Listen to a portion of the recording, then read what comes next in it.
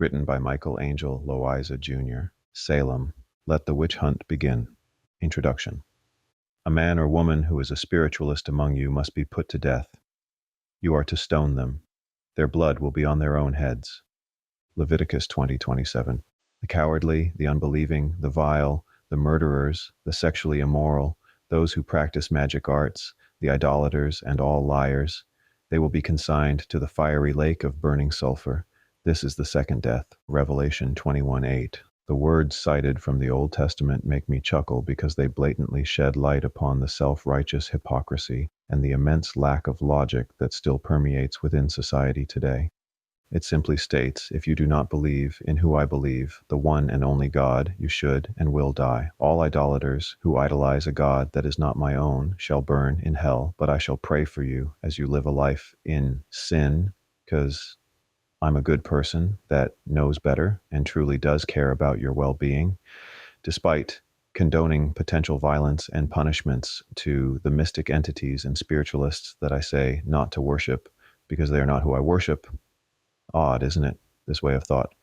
These beliefs we hold so true to our hearts and minds oppose what true religion is: individuality, spirituality, love, kindness, an innate interconnectedness, and an understanding to never truly understand the great mystery. Within this, there may be the absolute meaning to life. It's a connection to the formlessness and unstructured state of being that cannot even be articulated by the sum of best poets, myself included. From the beginning of time and way before the Common Era, there have been people attempting to rob the individual freedoms and rape the solitary mind, whether it wear the mask of religion, government, false activism, or institutions.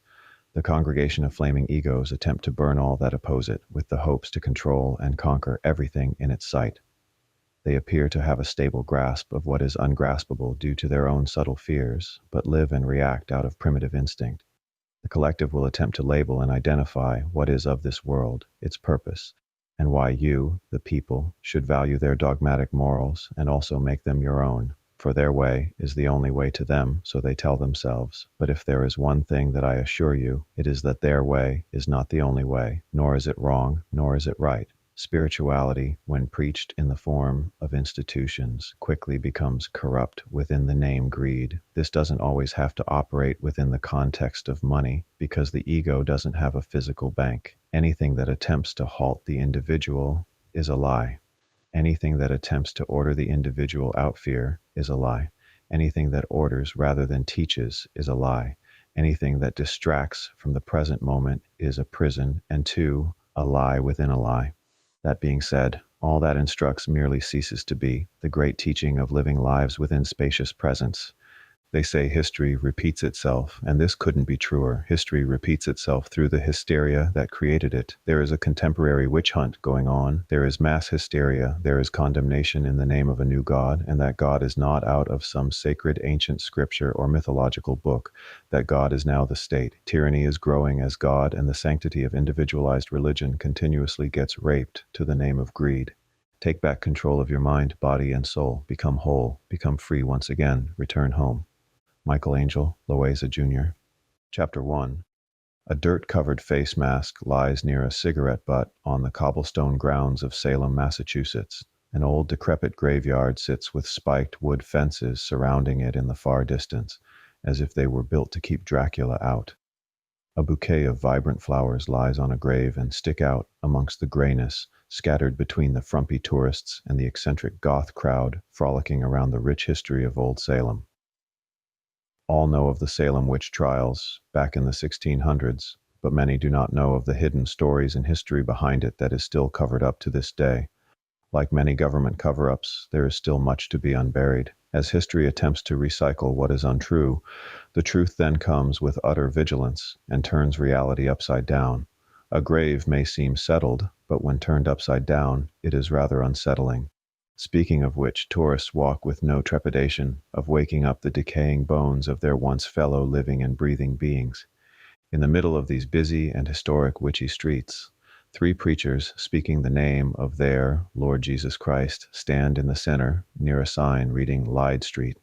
A witch dungeon sign sitting right beneath it points an arrow to one of the busy tourist attractions. The God-hungry creatures hold homemade signs reading Sin Awareness Day. Hopeless, need prayer. Evolution is a lie. Hate crime to let sinners go to hell with no warning. Little do they know that hope is one of the most poisonous pills one can swallow. The longing for change, the desire for something different. This is the very opposite of the kingdom of heaven lying within. Working in the now later produces the how. This is being. Nearby the preachers is a slab of concrete with the faces of those who were wrongfully accused in the Salem witch trials. Jesus doesn't want you to die and perish to living in an eternal fiery hell. He loves you and wants you to worship him, the King, the one and only true Son of God, Jesus Christ. He wants to save you and heal you. We are his messengers of faith, and we just want to help you no longer sin. The thin and studious black preacher stands upon the planter's concrete wall, while his off-the-street hobos that are holding his signs nod in approval to his message. Tourists film them on their phones and shed some banter with them. "Can't you just let everyone have some fun?" someone yells. "Hell isn't fun," preacher replies. "You're living in your own hell and you don't even realize it."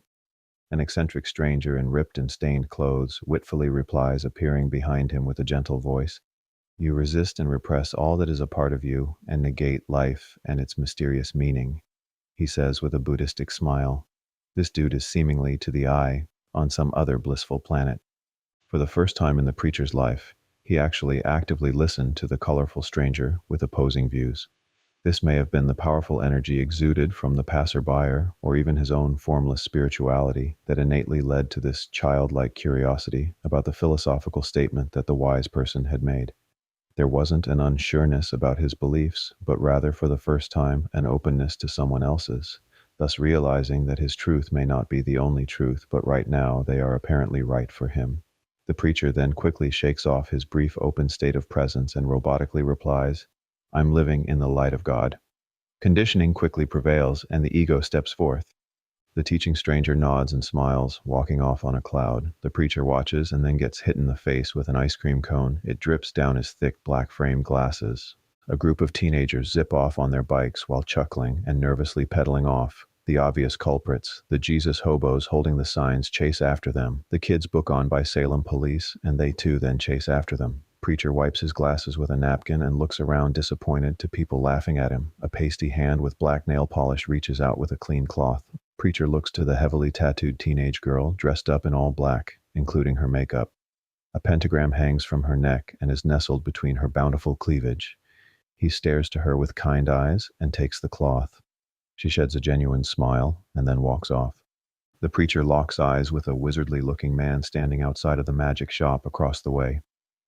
He has long dreads that hang out of his top hat. The preacher looks to him conflicted and then decides to walk off.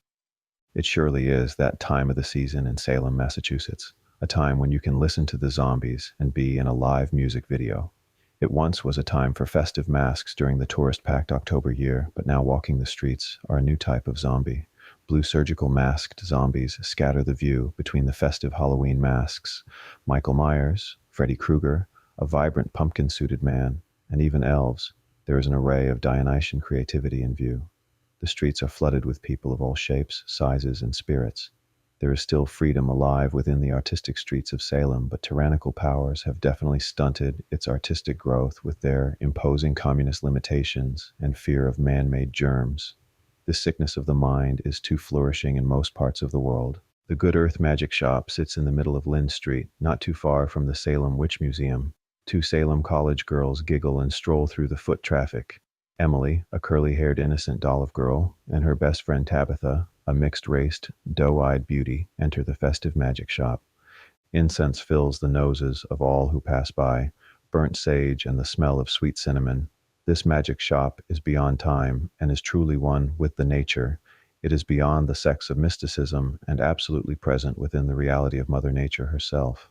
Everything herb, stone, and flower is of great use, and though there is a wall of commercial spell books for the tourists, this place is truly meant to heal the mind, body, and soul by way of innate mystical instinct. Even the decor itself is of nature. Leather swing chairs hang upon large trees that grow throughout the store. Their branches are used to hold necklaces and brace shelves with crystals and herbs. There's even a large cauldron with red oak shelves behind it, and glass mason jars containing all different kinds of medicinal herbs and teas.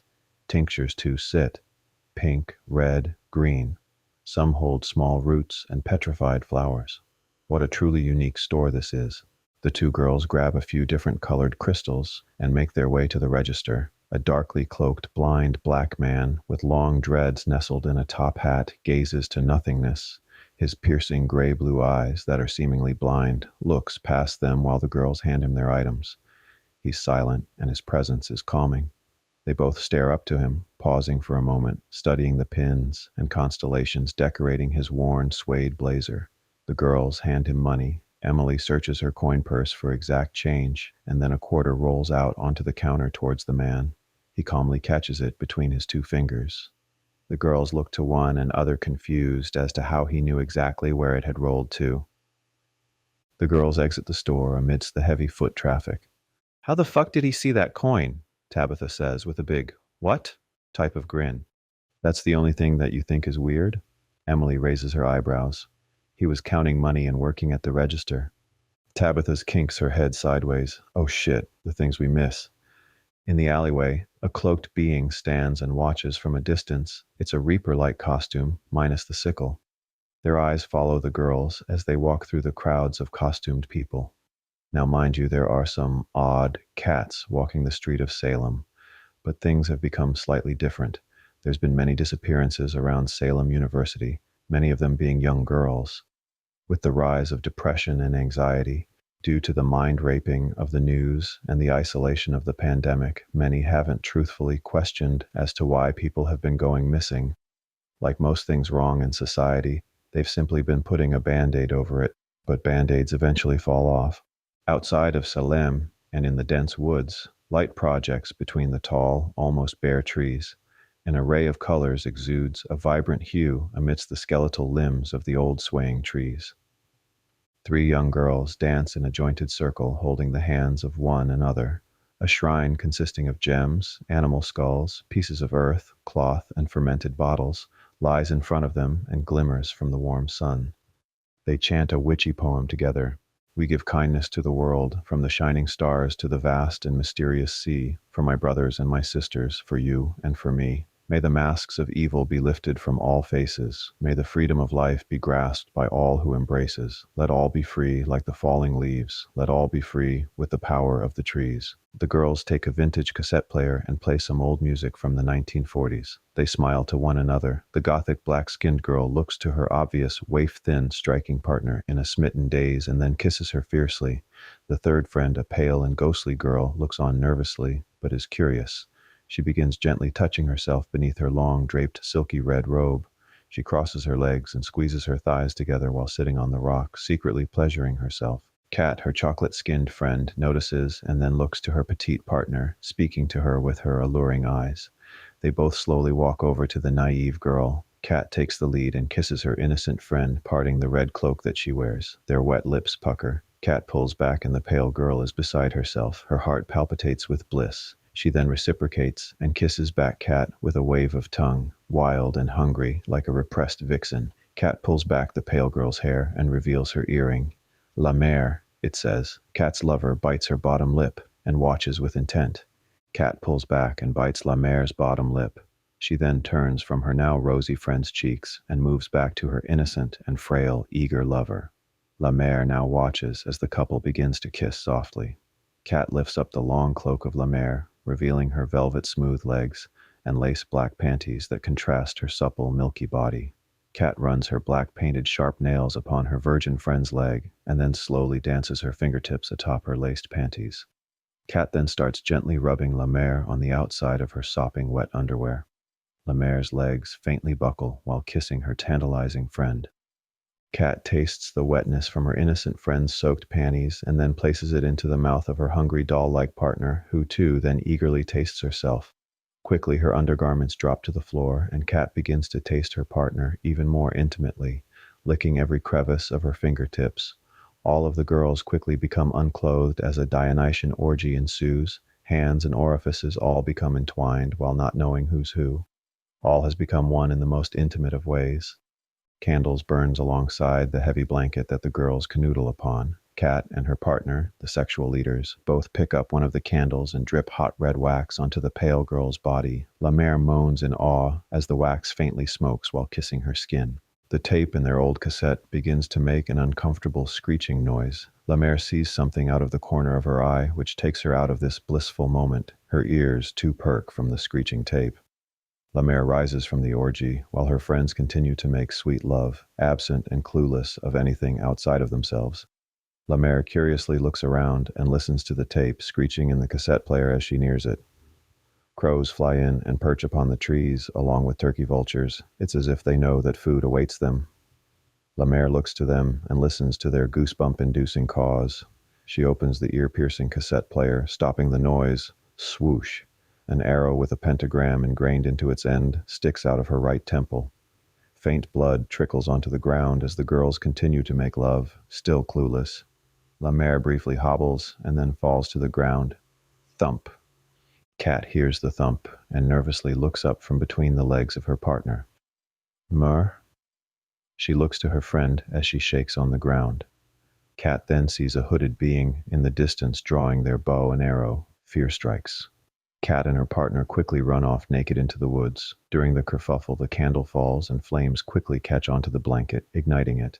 Soon the fire, too, engulfs the dead girl's body as rigidity begins to set in. A crow lands perched on the arrow sticking out of the girl's head and pecks into an open bag of potato chips, taking one and then flying off. Kat runs through the woods with her thin counterpart. She nervously looks over her shoulder. Janie, what the fuck is happening? I don't know, Janie pants and yells. Janie trips and falls hard to the dirt ground. Kat quickly turns and helps her up. They approach a tall concrete tower that's covered in graffiti.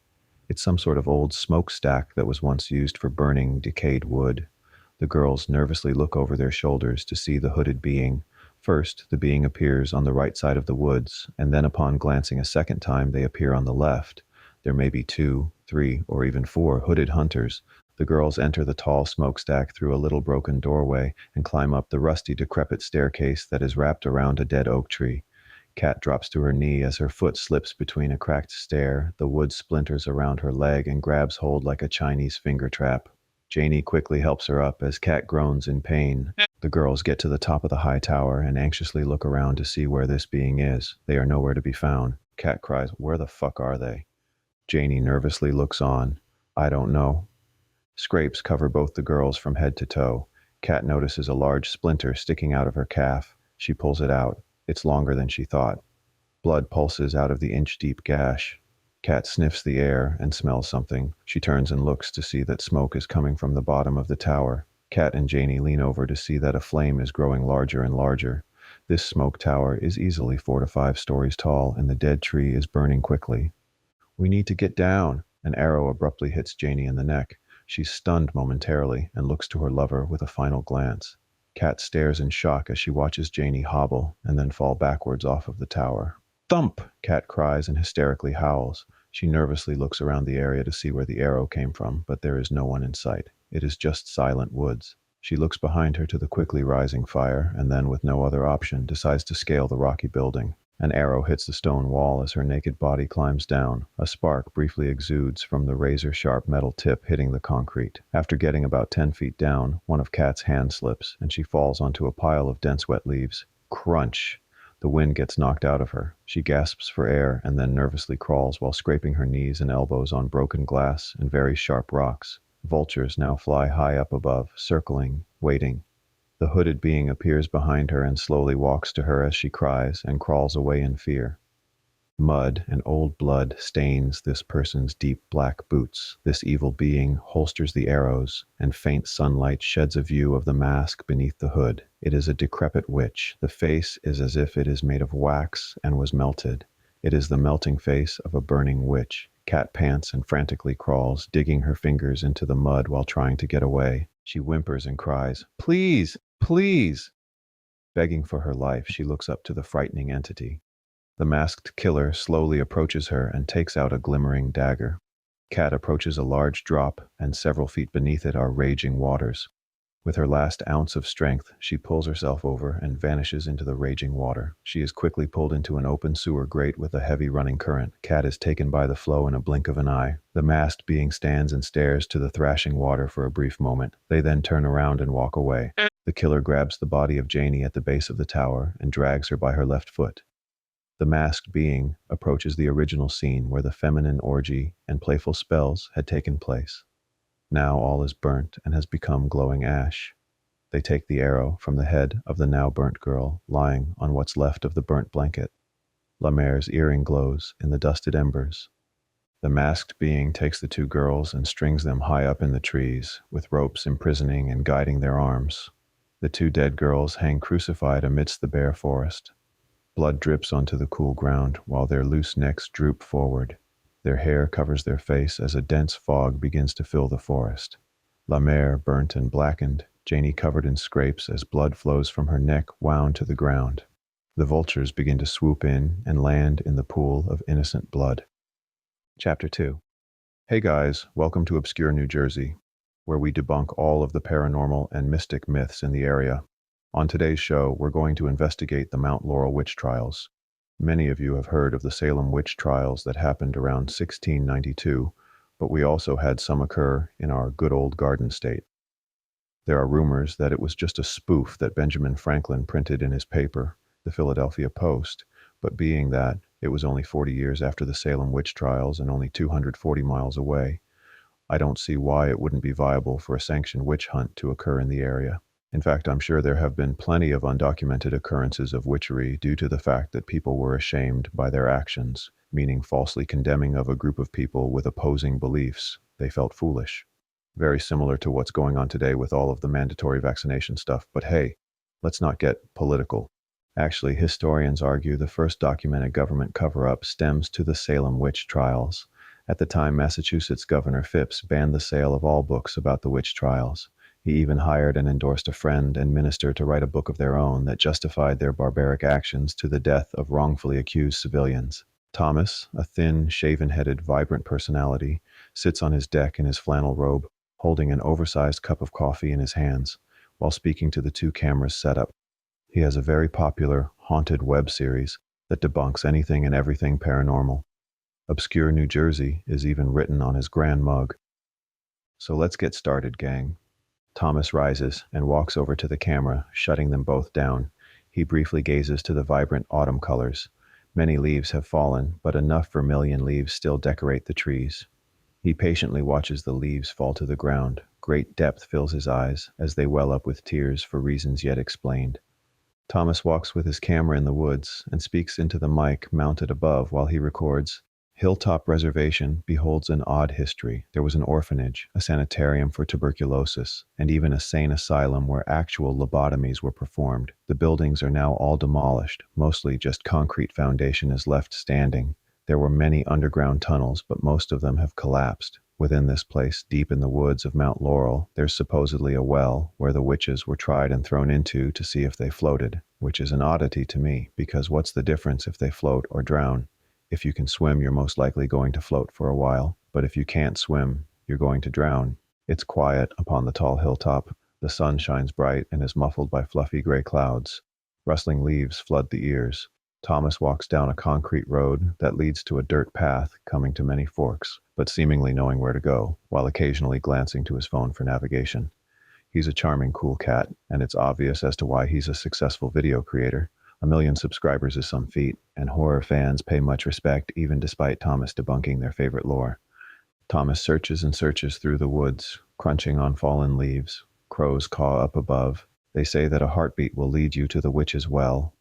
But I'm listening, and I can't hear a thing other than these leaves. Don't get me wrong, it's beautiful. But it's not what we're looking for. Or is it? He spoke too soon. Thomas's ears perk up, and he looks to the camera, raising his eyebrows to the sound of the heartbeat, and then begins to follow it.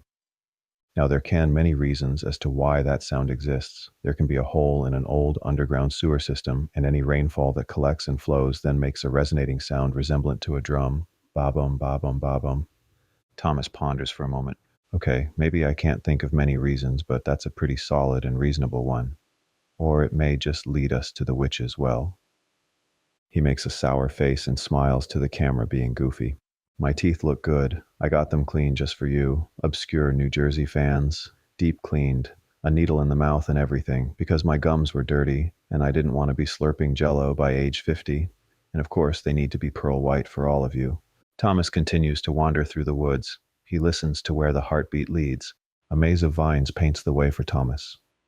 It's an odd formation and looks as if it was intended to confuse an explorer or an intruder. In the depths of the woods, he sees a limestone altar covered in vines, and it reads, "Holy Place." It looks as if a roofless mausoleum stands. It's not even tarnished with graffiti. That's how far set back this place is. Rebellious teens don't even bother to trek to it to vandalize. Thomas gazes to it in awe.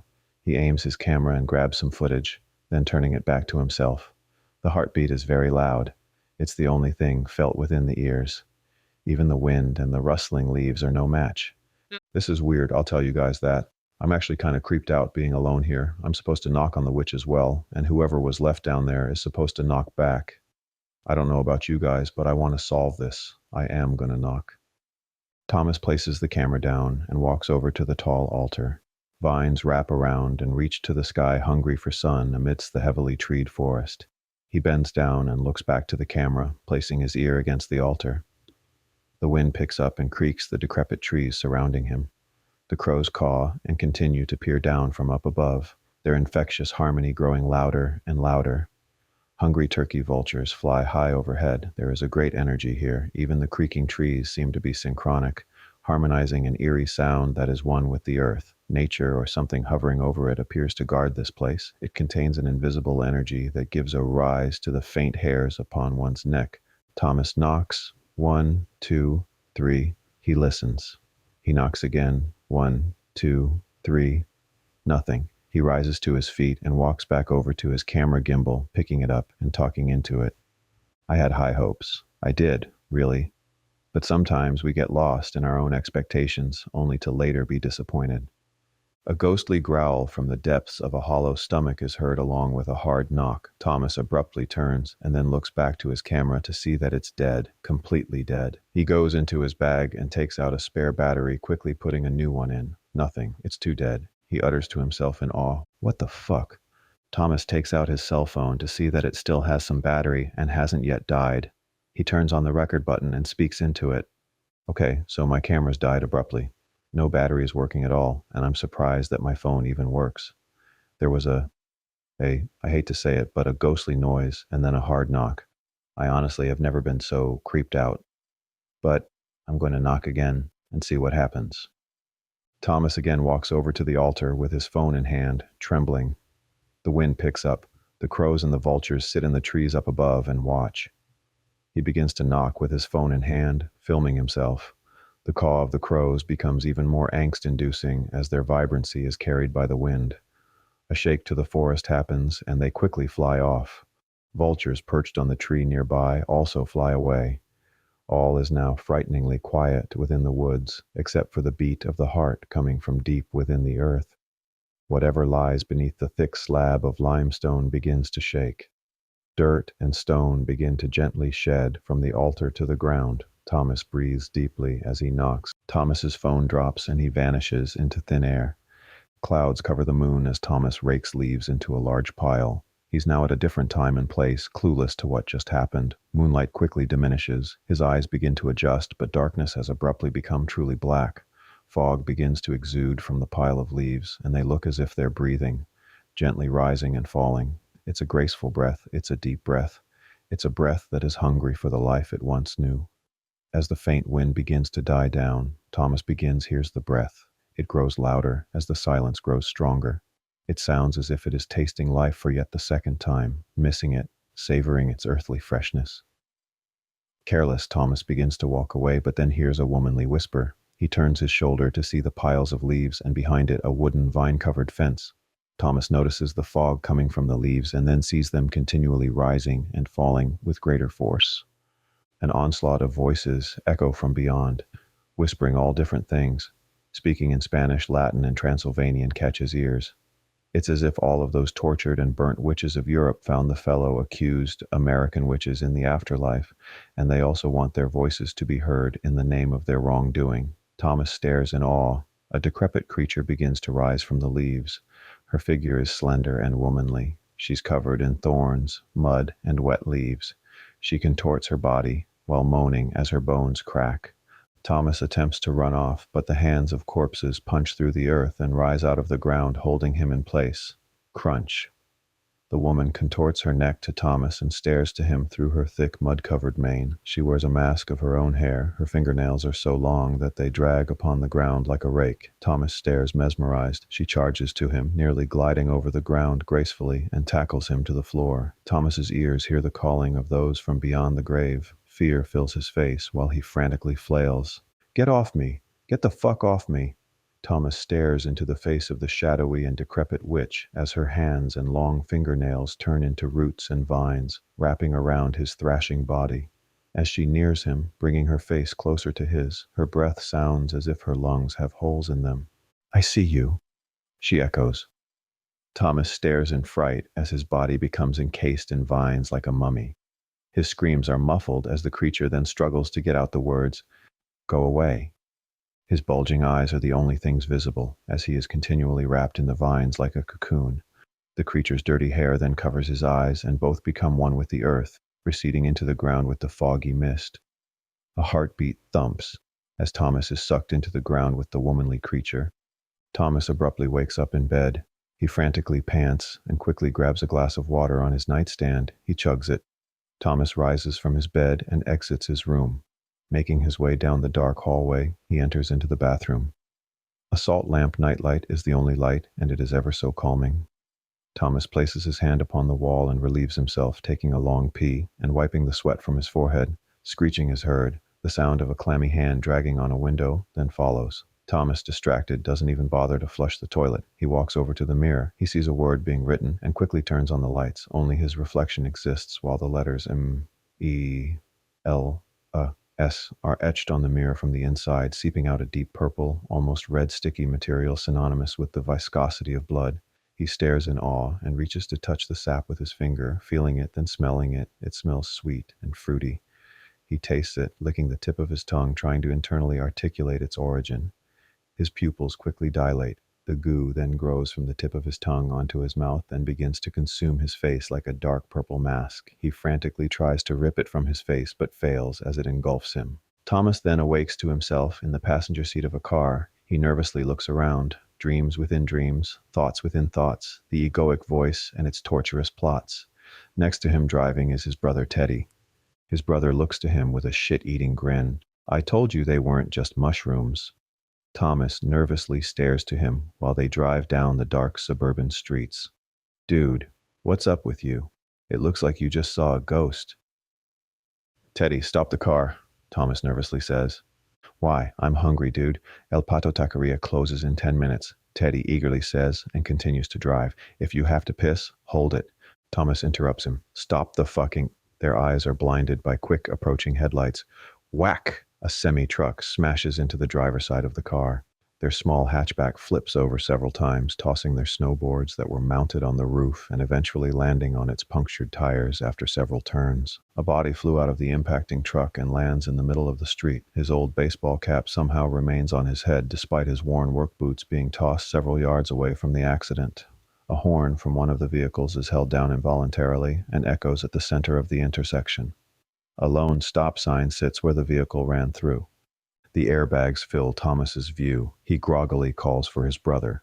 "Teddy," Thomas says, while coughing, attempting to get the wind that was knocked out of him back in. He looks over to see that the airbag on his brother's side hasn't deflated. Thomas reaches over and then realizes his seatbelt is buckled. He quickly unclicks it and attempts to deflate the airbag with his hands, punching it, but it stays inflated. Thomas then keenly takes glass from the broken window and stabs the airbag, puncturing it and deflating it. Blood drips down his hand from gripping the glass while cutting them, but adrenaline is pumping and he feels nothing. His brother gasps for air, choking on his own blood.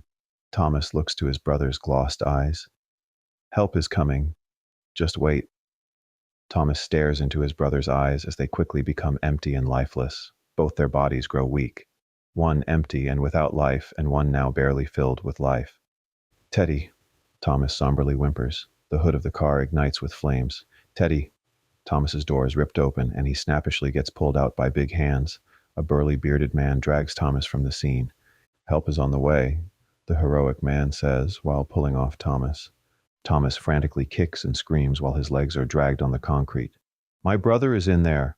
Thomas fights the grip of the helping man and frees himself, hobbling back to the car, limping, nearing it. Boom. It explodes and tosses him back. Thomas wakes up in his bed with sicked eyes. Too many dreams, and none in his favor. A look in his eyes says that these frequent dreams need to stop. Sweat drips down his face. What we dream about is our consciousness speaking to us in sometimes symbolic and blatant language. It is a tool to apply to our awoken state to infinite growth. Our mind and thoughts are to be confronted, accepted, and innately freed. And just as in sleep, psychological time no longer exists. Thomas rises to go to the bathroom. He turns on the lights and looks to the mirror. Nothing is there. His wrists do have markings, grab markings that are stained with dirt. Scratches make their way up both of his forearms. He looks to them confused. An old pronounced scar from picking up the glass and freeing his brother has healed, but it's now risen and slightly pink. Thomas looks to it as he observes his faint pulse in the palm of his scarred hand. When I lost my brother, I became fixated upon death and what's next, or if there's even anything next after all. When I watched the light fade out of his eyes, I wanted to know where it went. That's why I began investigating paranormal places around where I lived. I wanted to find out the truth to what happens to us after we die, or at least find out an ounce of something. I know knowledge is limited and wisdom lives within, but I'd like to see what our consciousness is or is not limited to. The system and its puppeteers will try to numb you because they know, if used wisely, suffering is a tool to the greater good. But if used poorly, suffering is only a tool to madness and its tyrants. The conditioned mind is our biggest self-elected tyrant. If we do not choose to rise above it, then we will be forever lost. No matter how educated one is, no matter how much money one has, if one chooses to be absent of a higher state of being that is synergistic with nature's vibrant frequencies, one then never truly lives because they continually run away from the only moment in life that counts again and again. That moment is this one. That moment is now. A pretty college-age blonde stands outside of an old metallic diner. Its shiny aluminum siding reflects the vibrant hue of the moon. Waitresses on roller skates zip out of the back door with food in hand and make their way to hungry families in their cars. A film plays on the movie screen in the back of the parking lot. It shows an advertisement of a doctor giving a vaccine. Families in the parking lot are gifted a free meal after the locally stationed nurses finish injecting them and band-aid them up. Thomas turns into the parking lot on his motorcycle and passes a sign reading, "Free cheeseburger with your vaccine." Thomas pulls up onto the sidewalk and looks to the blonde. He tosses her a spare helmet and she hops on. The two ride down windy roads and cow fields. Clouds quickly pass over the vibrant stars. The motorcycle cruises up steep mountains that are so tall that they appear to touch the sky. A silhouette becomes of them as they disappear into the night. Thomas drives onto the grass and goes around a blocked-off gate to a state park. They ride up the windy roads and hills, going higher and higher in elevation. Deer forage for grass and berries alongside of the road, not even fearful of the loud, midnight black Harley's roar. The two stand at the highest point in New Jersey. The valleys and mountains of Pennsylvania and New York sit amidst the Garden State's bare trees and desolate valleys. Thomas takes in the view and looks to the stars up above. Colette, his blonde girlfriend, looks to him and studies him. "Do you ever wonder what this is all about?" He stares in a daze. "We're here, floating on this little planet in the vast solar system within the universe. We're so small. Where do we fit in within all of this? We create ourselves only to die, known or unknown, famous or a mystery, but ultimately a mystery. The brave live and do what they desire to do, but for what? For what? There must be something even greater to what we can perceptively see." Thomas turns to her perplexed. If not, then what truly is all of this? What Thomas has said is way over Colette's head. She's not so much a deep thinker, unless it involves clothes and spin classes, but her bond with Thomas was strong and deep nonetheless. Her eyes hold great concern for him. "You've been very distant the past few months. It's like you're not even here with me," she says. "I'm sorry, I have been lost. I've been having these recurring dreams ever since I went to that place. The witch as well. I keep seeing what haunts me. It's always there, but it's been stronger now, and I don't know why." "We want different things," she blurts out, seemingly ignorant to anything he's speaking of. "What?" he cluelessly replies. "We don't want the same things," she pleads. This has been bottled up within her for quite some time. It's time to move on from each other. Thomas looks to her confused. I, I don't understand. Why now? You're losing yourself. These paranormal mysteries were once a cute thing, but they're consuming you. Ever since you went to that place, it got worse. You can't separate them from your brother anymore. They're one and the same. Thomas looks off while Colette continues to reason, and you're searching for a dead end. This is why I couldn't open up to you. Tell you what I've been seeing.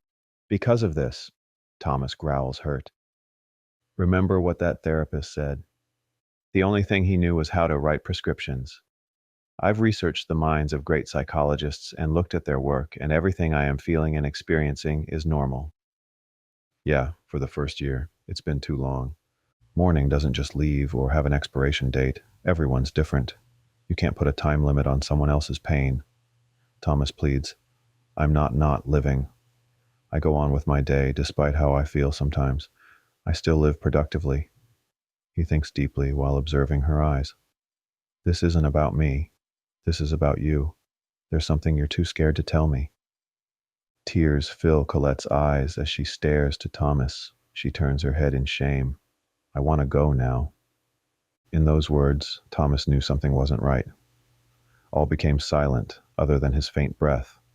A tear from his wandering eyes falls to the ground and hollowly echoes in the crisp night air. He hands Colette her helmet. Colette wraps her arms around Thomas. He peers ahead, knowing that this will be the last time that he feels her touch. The two slowly climb onto the motorcycle and drive off into the night. Chapter 3. If you're not already aware, we will be mandating face masks until further notice. Mandatory vaccinations will be required for teachers, police, and any form of state or government employees. We will be compliant with our United States government and the diligence of our Surgeon General. It is within our duty to protect the people from this virus, from this disease, and we will implement any measure in order to do so. In God we trust. These words were spoken the year prior by Massachusetts Governor Joe Brandon. Not much has changed other than the fact that half of the police force has quit, along with teachers and nurses, due to the tyrannical mandates. As society began to volunteer themselves as guinea pigs for experimental gene therapies, becoming more and more swayed by the polarized propaganda that they had been fed by the fear-mongering media and its egotistical lobby-happy political parties as well as their corporate puppet masters, more and more unexplained deaths had been occurring, with the death rate at an all-time high in the United States and throughout the world. And though for some reason many still continued to remain fearfully brainwashed, for some reason many people remained in a state of delusion and continued to be subordinate. When an institution mandates something or a group attempts to force something down your throat, peacefully resist and ask why, then listen to what's behind their answer. Inside of the royal blue carpeted office of the state official, a TV extending from his mahogany desk plays. A newswoman speaks. Crime hasn't only skyrocketed in Boston and the surrounding areas. There has also been a string of murders, known as the Pentagram murders. It seems that some say the abrupt letting go of police officers not willing to comply to the vaccine mandates may have contributed to society going even more mad than before. The TV shuts off and recedes back into the governor's desk. Governor Brandon stands at his large window and overlooks the quaint river in the distance. He grinds his teeth, bothered. His pronounced jawline flexes, irked to what the newswoman had said. His suit is pinstriped and perfectly tailored to his lengthy stature. The governor walks over to his stainless steel espresso machine and brews a cup, smelling it and then humbly sipping it. His assistant, James, a bald man with immaculate posture, enters. Sir, there has been more murders in and around Salem. The newswoman on public television, the governor utters in a vexed daze while wiping the froth from his stubble. The one you mentioned last time, his assistant curiously replies. Get her off of the air, he sternly says. His assistant's eyebrows raise. That's not going to be easy. Her father is Rick Owers. That's why she got the show. I don't care if her father is president of the fucking United States. Rick Owers is a dead, once famous journalist. Get her off the air. The governor sternly stares to his assistant. Today, he demands. His assistant nods and begins to exit, but then comes back. Do you feel that we should lift the mandatory vaccinations? He nervously asks.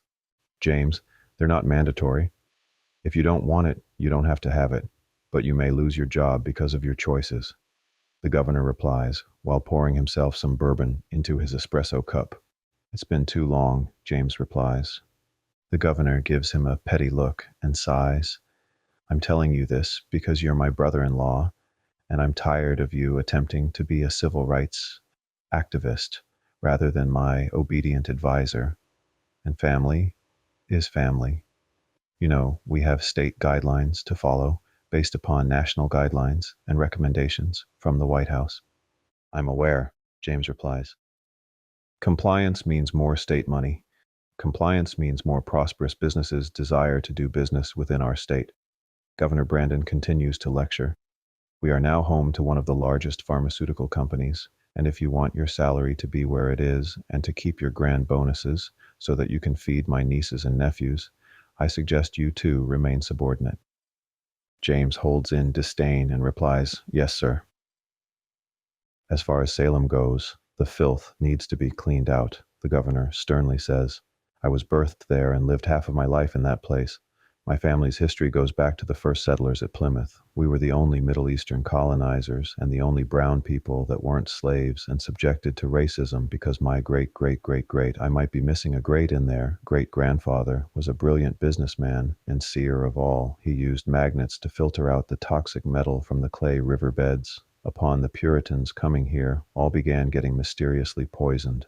My father found out the cause and then made a solution. He said that Jesus had come to him in a vision and given him the tools to save his people. So, just as the witch trials were once a blemish upon Massachusetts history, they now generate millions and millions of dollars a year in tourism for our state. What exactly are you saying? James replies, perplexed. Sometimes God lets things manifest in order to keep order, for the stronger men to step forth. In this case, it was my father. Prosperity and cultural evolution are for those that earn it. My father earned it, and so will I. We do what we can for justice, but we can only do so much. The pentagram murders may end up becoming a tourist attraction, be turned into a film, a book. Either way, it's beneficial for the collective. It's beneficial for the state. It's beneficial for us. It doesn't mean that we don't want to find the monster that's doing it. It just means optimism in the face of adversity. Governor Brandon pats James on his shoulder and then walks out the door of his office. James stares to an old picture on the wall of many of the founding fathers docking upon Plymouth Rock. James opens the door of his home with groceries in hand and is greeted by his wife with open arms. She detects something is off by the look of defeat in his face. What is wrong? She lovingly asks. Your brother's intentions frighten me, he blurts out. His wife playfully replies, He's a politician. What do you expect? When we were 6, he used to litigate why he deserved more time on Nintendo than me, and my parents listened. I don't know how much longer I can do this and work for him, he says, defeated. Teaching isn't an option for you, she replies endearingly. Because of him, I lost my job, and he was even passively rubbing it in my face today about the fucking vaccine mandates. James says, agitated. My brother has always been difficult, I've told you. I was black of sheep of the family all of my life. That's probably why I was attracted to you. She caresses his chest. There aren't many good-paying jobs out there right now, but you do what you need to do for you. She looks to her husband with full support. His giddy, blonde-haired son runs over to his father and into his leg. Daddy! James lifts his doe-eyed son up and hugs and kisses him. You are getting heavy. I ate a whole avocado today, his young son says, proud. It's going to make me grow big and strong. That it is. James stares to his son with love in his eyes. And so are the grass-fed burgers that I bought from the market today. His son lights up and claps his hands. I want tater tots, too. Okay, you got it, his father replies. His wife watches the two with a grand smile upon her face as the vibrant setting sun casts a golden ray of light carrying the specks of house dust. Chapter 4. Kat awakes to the sound of rushing water on the underground shores of a sandy enclave. Her eyes frantically look around as if she's going to soon wake up from this nightmare. The salt water burns her scrapes and wounds from escaping the masked killer prior. Scattered around the sandy area are old bones. It is sheltered by an array of heavily shrubed holly trees. Their red berries exude from their shimmering green hue. She nervously looks around and sees embers from a makeshift fireplace surrounded by both human and animal skulls. Fear quickly fills her. Kat notices a sewer tunnel that is covered by vines. She then hobbles her way to it, only to hear growling across the way. Kat backpedals to the water and then enters it and swims to the opposite end of the cave. She observes a tall and slender beast exit from the shadows. This thing is covered in hair and has the shape of a human but looks almost Sasquatch-like. Kat cautiously dives underwater with the attempt to see anything. Bones flood the rocky and seaweed-covered floors. Her eyes light up in shock. She jumps from a school of fish swimming out of an underwater tunnel from behind her. Following them is a large great white shark. Fright consumes her as she looks to her wounds with rigid eyes while leaching blood into the water. Out of oxygen and with no other choice, she rises to the surface and looks to the shores to see that the beast is now gone. A shark fin quickly appears breaching the surface. Kat dives back down and brazenly enters the underwater tunnel that the school of fish and shark once came through. A rusted door lies against the wall encased in vines. The shark detects the blood and comes to a halt, turning his fin and approaching Kat's blood-scented trail. She now sees the shark approaching and quickly reaches for the rusted door, pulling it, ripping some of the vines and also piercing her skin in process. The door won't budge. The shark is nearing her. Fright fills her and she can't even gasp for air while underwater. The vines snap.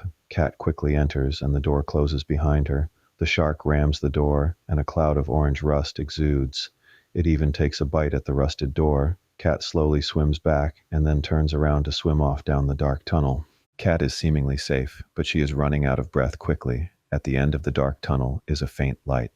She begins to swim and kick as fast as she can to that light, but she knows that there is no way she can make it with the little oxygen remaining in her frantic, frail, and injured body. After using every ounce of strength that she has left, weakness begins to fill her. Her arms and legs go weak as they can no longer tread. She attempts to look above her in the small tunnel for an air pocket, and with no choice goes to the top of it. Kat lifts her head up and pokes just her mouth out by chance in a little air pocket encased with mysterious crustaceans atop of it, and breathes in the minute air given to her by fate.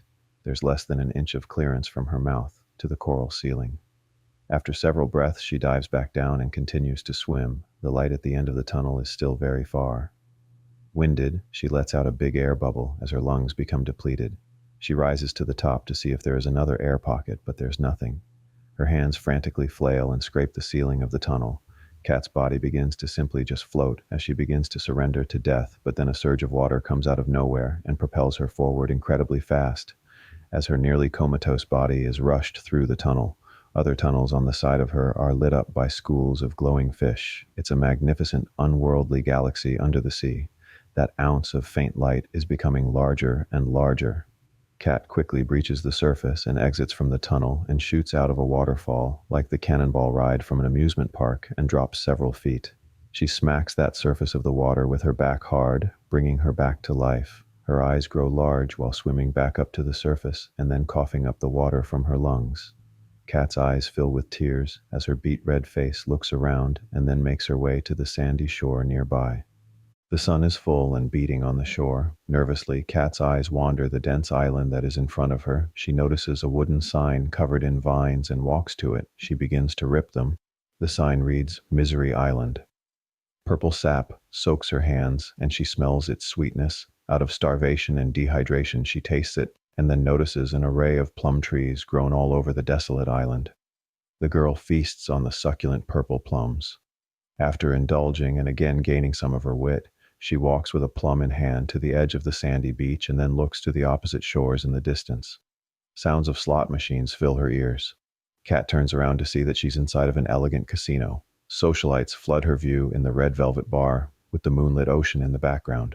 1920s flapper music plays as this filled bar and casino party all night long thanks to Edison's light bulb invention. She looks around the place in awe. What an array of people, politicians, police, and prostitutes, gangs and tables of people betting, speaking different languages, Italian, French, Russian, Persian. I've never seen you before, a dapper man suavely says while appearing behind her. He wears an all-burgundy suit and takes his fedora off just to greet her. Kat looks to him confused and slowly touches his face to see as if he's real. Where am I? She barely mumbles. Too much to drink? he asks, and stares to her, thinking about one thing and one thing only. What's your name, love? She momentarily thinks and hesitantly replies, Candy, but my friends call me Cat. You must have given your mother and father a toothache with legs like that, Cat, he charmingly says. Luckily, you just met a sweet tooth. Oddly enough, this man is so handsome and charming that every sentence he speaks is hypnotizing. Kat continues to stare around in awe of the time that she was somehow transported to. What is this place? Misery Island, dollface. The dapper man sips his bourbon old-fashioned, and there isn't an ounce of misery here. Another girl occupies his view, giving him luring eyes. He places his empty drink down on a table and walks off to follow his new desire. Kat catches a glance of herself in a horizontal mirror behind the long bar countertops and sees herself wearing a beautiful fringed flapper outfit. Her beauty is vibrant and sticks out amidst the crowd, but so does her olive skin and exotic features, especially when compared to all of the fair-skinned men and women in there other than the servants. Screams are heard, and an explosion ensues. A woman runs out of the back room on fire. Smoke and flames quickly flood the room. People run and scatter the casino floors. Kat notices the burning woman holding the side of her face, and there's a large scratch running down from the crest of her head to the base of her jaw. The woman falls and gets stampeded by people. Kat attempts to help her but gets trapped in the swarm of people trying to exit and gets pushed out the door. Fire fills the entire casino. As the mob, literally and figuratively, rushes out the door, she sees burning people jumping from the windows into the sea and onto the rocky shores. Kat gets pushed to the sandy ground in midst of the chaos and then quickly lifts her head to see that she's back on the desolate sandy shores where she had started. Plums and pits cover the ground around her. She has eaten a lot of them. Kat looks back to the empty island, utterly perplexed. Chapter 5. In the heart of Salem, an inebriated black girl stumbles out of a bar to the dimly lit cobblestone streets that reflect a hue of the orange street lamps. Are you sure you don't want us to walk you home, Jay? Her equally drunk friends yell from the door of the bar while all leaning on one another for support. Jay's high heel gets stuck between the cobblestone, causing her to trip. She botheredly kicks off her heels and picks them up. She waves to her girlfriends that she's fine to walk alone. They all chuckle at her brief stumble and then get lost in their own conversation. That bitch is hard, her brunette friend says to the group of girls. Jay walks the dark streets of Salem with an alcohol-induced courage. She walks by some shady-looking cats while scrolling on her phone, clueless and careless, to them cat-calling her.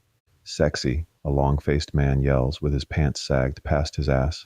Baby girl, give me some sugar, another one yells. Jay comes to a street sign and a silent intersection. The silence is so strong that the faint ringing in her ears is heard. She's now seemingly lost, despite traveling these streets with confidence several times. Kat quickly closes all of her social media apps and then opens up her navigation.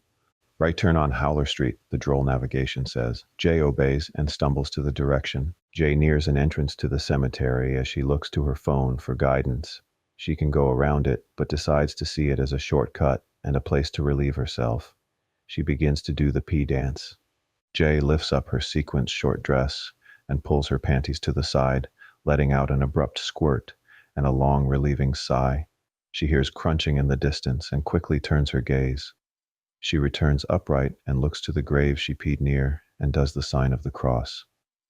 Sorry, Wilhelm, she says, while shining her cell phone light upon the old, oxidized, almost turquoise-colored 16th century grave.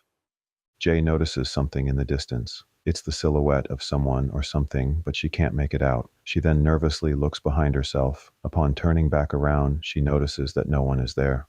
Worry now quickly sobers her up. Jay goes out the same way that she had come in, but then sees the stragglers that were playfully hollering at her now walking towards her. She quickly re-enters the cemetery and rushes through it. Can you guys pick me up? Jay anxiously says to her phone. There's just obnoxious chatter from her drunken girlfriends on the other line. They pocket answered her call. Amanda, Jay frustratedly yells. Hang her head out the window. I just got it detailed. One of the girls cluelessly yells on the phone. It then disconnects. Jay nervously looks to her phone and then notices a sign with the Salem PD's number on it. She quickly dials them while walking on through the glum cemetery. It rings and rings.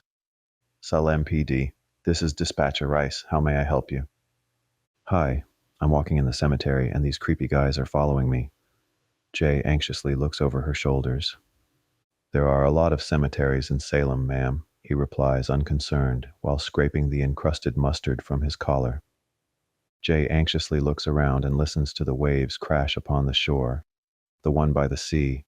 She jumps at the sight of her own shadow. The alcohol has definitely now worn off. Ma'am, that's actually part of Marblehead and out of our jurisdiction. I can transfer you to their department if you'd like. Please just send someone, she cries. Are you drunk, ma'am? The pimple-faced and bulky dispatcher replies in a condescending tone. No, she firmly says. I had a few drinks. Transferring you now, he replies in an arrogant tone. She waits as the call rings and rings. She continues to walk hesitantly while on the phone. The phone disconnects. This girl has no luck. Fucking cunt, she begins to tear up while looking to see the shady men approaching in the distance. Low battery appears on her phone screen. The moon is partially blocked by the clouds and the sea breeze is picking up. Jay rushes through the old graveyard that nears the sea. Waves crash upon the shore and obstruct all noises. She continues to look over her shoulder while strongly gripping the phone. Dilapidated graves sit. Green-blue oxidation has occurred on many of the old graves. Jay finally makes it out to the street. Standing in the distance of the graveyard is a cloaked shadow that eerily stands, and its silhouette almost appears swaying in the wind. A teetering cemetery light up above her head briefly lights up the face of the stalker. It is the same melted-looking witch mask of the murder prior. The appearance of the silhouette in the darkness is downright unnerving, goosebump-inducing. Lights briefly shine from the road. She turns to see shining headlights. They belong to a vehicle driving by with an Uber sign. Jay runs into the street to flag it down. They stop, and she frantically hops in. Hey, Kennedy, sorry about the window. This dude's side window is taped up with plastic garbage bags, but he does have some Mentos and Pepsi, along with plastic Solo cups in the back seat to accommodate his passengers, as well as last week's copy of the Salem Post. This nebbish of a man looks like he had just left playing video games to pick up more potato chips, but then realized he had no money, hence the Uber. The Uber driver turns to look to the frantic girl to learn that it's not the girl he was supposed to pick up. You're not Kennedy. He looks to the picture of the frumpy girl on his phone. Is everything okay? The heavy and messily bearded Uber driver replies while chips fall from his beard to his crumb-covered suede seat covers. Please drive, she cries, and anxiously looks out the window. Do you have Uber? The driver nicely asks. Jay fiddles with her phone. Yes, she says, while frantically scrolling. You have to buckle up, though, he replies. Fuck, she angrily blurts. What's wrong? He asks. My phone just died, but I can give you cash. She fiddles through her wallet, but it's empty. Or I can Venmo you. I can't just give you a ride. I can lose my job, he sincerely says. Not if you're helping a fellow person out that is being followed, she pleads. You're being followed, he nervously replies. Yes, there were these guys and someone in the cemetery. She nervously looks back to the cemetery. You're not on anything, right? The driver asks. No, she angrily says. One time, me and my boy Mitchell did a seance on one of the graves, and I swear we saw some shit. He excitedly reflects on his memory. Do you do magic mushrooms? He takes out a bag of rainbow-colored mushrooms. Jay looks to them confused and careless to his question. She turns and peers out the back window. Crash! The plastic window caves in, and large hands wrap it around the driver's head. The driver lets off the brake, and the car screeches off while he flails and tries to get the bag off of his head. Jay screams in fear. The car quickly approaches a large telephone pole. Whack! They hit the telephone pole, and she flies out of the windshield of the vehicle and rolls down the hood of the car and into the street. The cloaked figure stands and stares to the girl's body, lying amidst the broken glass and shrapnel. Smoke exudes from the hood of the tin-foiled vehicle. Fluid leaks from the bottom. The Uber driver's bagged head fills up with blood from the hard impact. The masked person walks through the glass, evokes Jay's survival instinct and fear. Her eyes open, but her body's paralyzed. Crunching echoes in ears while Jay barely breathes on the ground. Footsteps come closer and closer. Gloved hands grab her body and drag her through the broken glass to a path that leads down to the sea. She whimpers and groggily cries. The fact that she's alive and still conscious is a feat. Upon getting to the rocky shores, Jay's eyes frantically look around her as adrenaline surges for what's next. She takes a deep breath, and her legs begin to again move. A white seashell glows from the hue of the moon as Jay leaves a trail of blood on the faintly pink-sanded shores. She grabs it while he drags her through the sand. As they get to the water, the evil being looks down to her with its hood and raises a sharp, long knife. Jay quickly sees the reflective shell on the ground and slices through his groin. The muffled voice of a man grunts and falls. Jay quickly rises and then stumbles, running along the shores of the moonlit beach, away from the cloaked being. She anxiously looks over her shoulders, and upon turning back around, she's blinded by a light. A college-aged beach patroller looks to her as she anxiously hobbles the shore. "Ma'am, are you okay?" He exits his truck. She nervously looks over her shoulders and all around, but the masked being is nowhere to be found. "There's a monster, and he tried to kill me," she cries and shakes in shock. The young man looks around and shines his flashlight throughout the beach. He sees nothing, only rippling white waters that grow higher and higher as the tide rises to the moon's pull. "Come on, we'll get you to a hospital." He compassionately wraps his arms around her and helps her into his truck. The two drive off down the quiet beach. The truck drives over the bloody footprints left behind from the mysterious masked murderer. Chapter 6. Police arrive on the scene later that night as dawn begins to break. The sun slowly begins to rise over the rough and white-capped ocean. A weathered detective exits his vehicle and looks to the carnage of the Uber driver. "What the fuck is this?" he says in awe while looking to the mess. Deep black skid marks that lead to car shrapnel along with a trail of blood from where the girl was dragged. That's where the girl was dragged? They took her all the way to the beach. A young, baby-faced officer stands nearby. "How is she?" the detective asks while inspecting the driver's distorted body. She's a mess, but she's going to be okay," the young officer replies in a stutter. Another officer nearby gets a call and then rushes over. A body of young girl washed up in Marblehead. The officers look to one another with raised eyebrows. A gasp catches their ears. The Uber driver's body begins to inflate the bag still wrapped around his face. The officers startledly look to it. The detective runs over to the car door and tries to pull the plastic from the flailing man. He then reaches for a pocket knife and flicks it open, cutting the heavy plastic from the man's face and tearing it with his hands. The Uber driver gasps for air and grabs the detective by his shirt collar. "Help!" he barely utters. Life quickly leaves him, and his eyes stare into the eyes of the detective. Blood leaches out of a wound from his neck. The tight plastic and seatbelt were keeping pressure on whatever artery was cut and keeping the deep wound closed. "Let's go to Marblehead," the detective says while turning around and walks off to his beat-up, light blue Oldsmobile. These string of murders that the police have labeled as the pentagram murders have had all of the victims that were discovered with pentagrams carved into their chest. The detective has been scorned by these murders personally because his daughter was reported missing at the time of the first murders and has yet to be found. Airplane bottles of vodka and whiskey flood the floor of the detective's car. A yellow-stained pillow lies in the back seat of the car between empty bags of potato chips and coffee cups from the local store. Detective O barely sleeps, and you can see this in his weathered face. His wife, Patricia, kicked him out after his daughter went missing. She blamed him for it. She felt that his authoritarian demeanor is what pushed her away, and blamed him for it. But truthfully, it was the resentment of the lack of relationship that the detective's daughter, Miranda, had with her. Her mother had cheated many times on Detective O, and despite them agreeing to work it out, his daughter resented her mother heavily and acted out because of it. Detective O became concerned and attempted to be more strict with his daughter. Eventually, his daughter ran away. Bodies of young girls then began turning up the New England coast, but the disappearances were happening in and around Salem. That's about when O began living out of his car. All he did was search anywhere and everywhere for his daughter. The officers flash their lights and drive through the heavy traffic at the bridge leading to Marblehead, a seaside town that's not too far from Salem. Tourists tend to stay there because it's cheaper than staying in historic Salem. Lobstermen lifted their cages. They thought they scored a heavy prize. The detective walks with a young Marblehead officer as she speaks, but little did they know. She rips off the cloth covering the bloated and blue body of a young girl.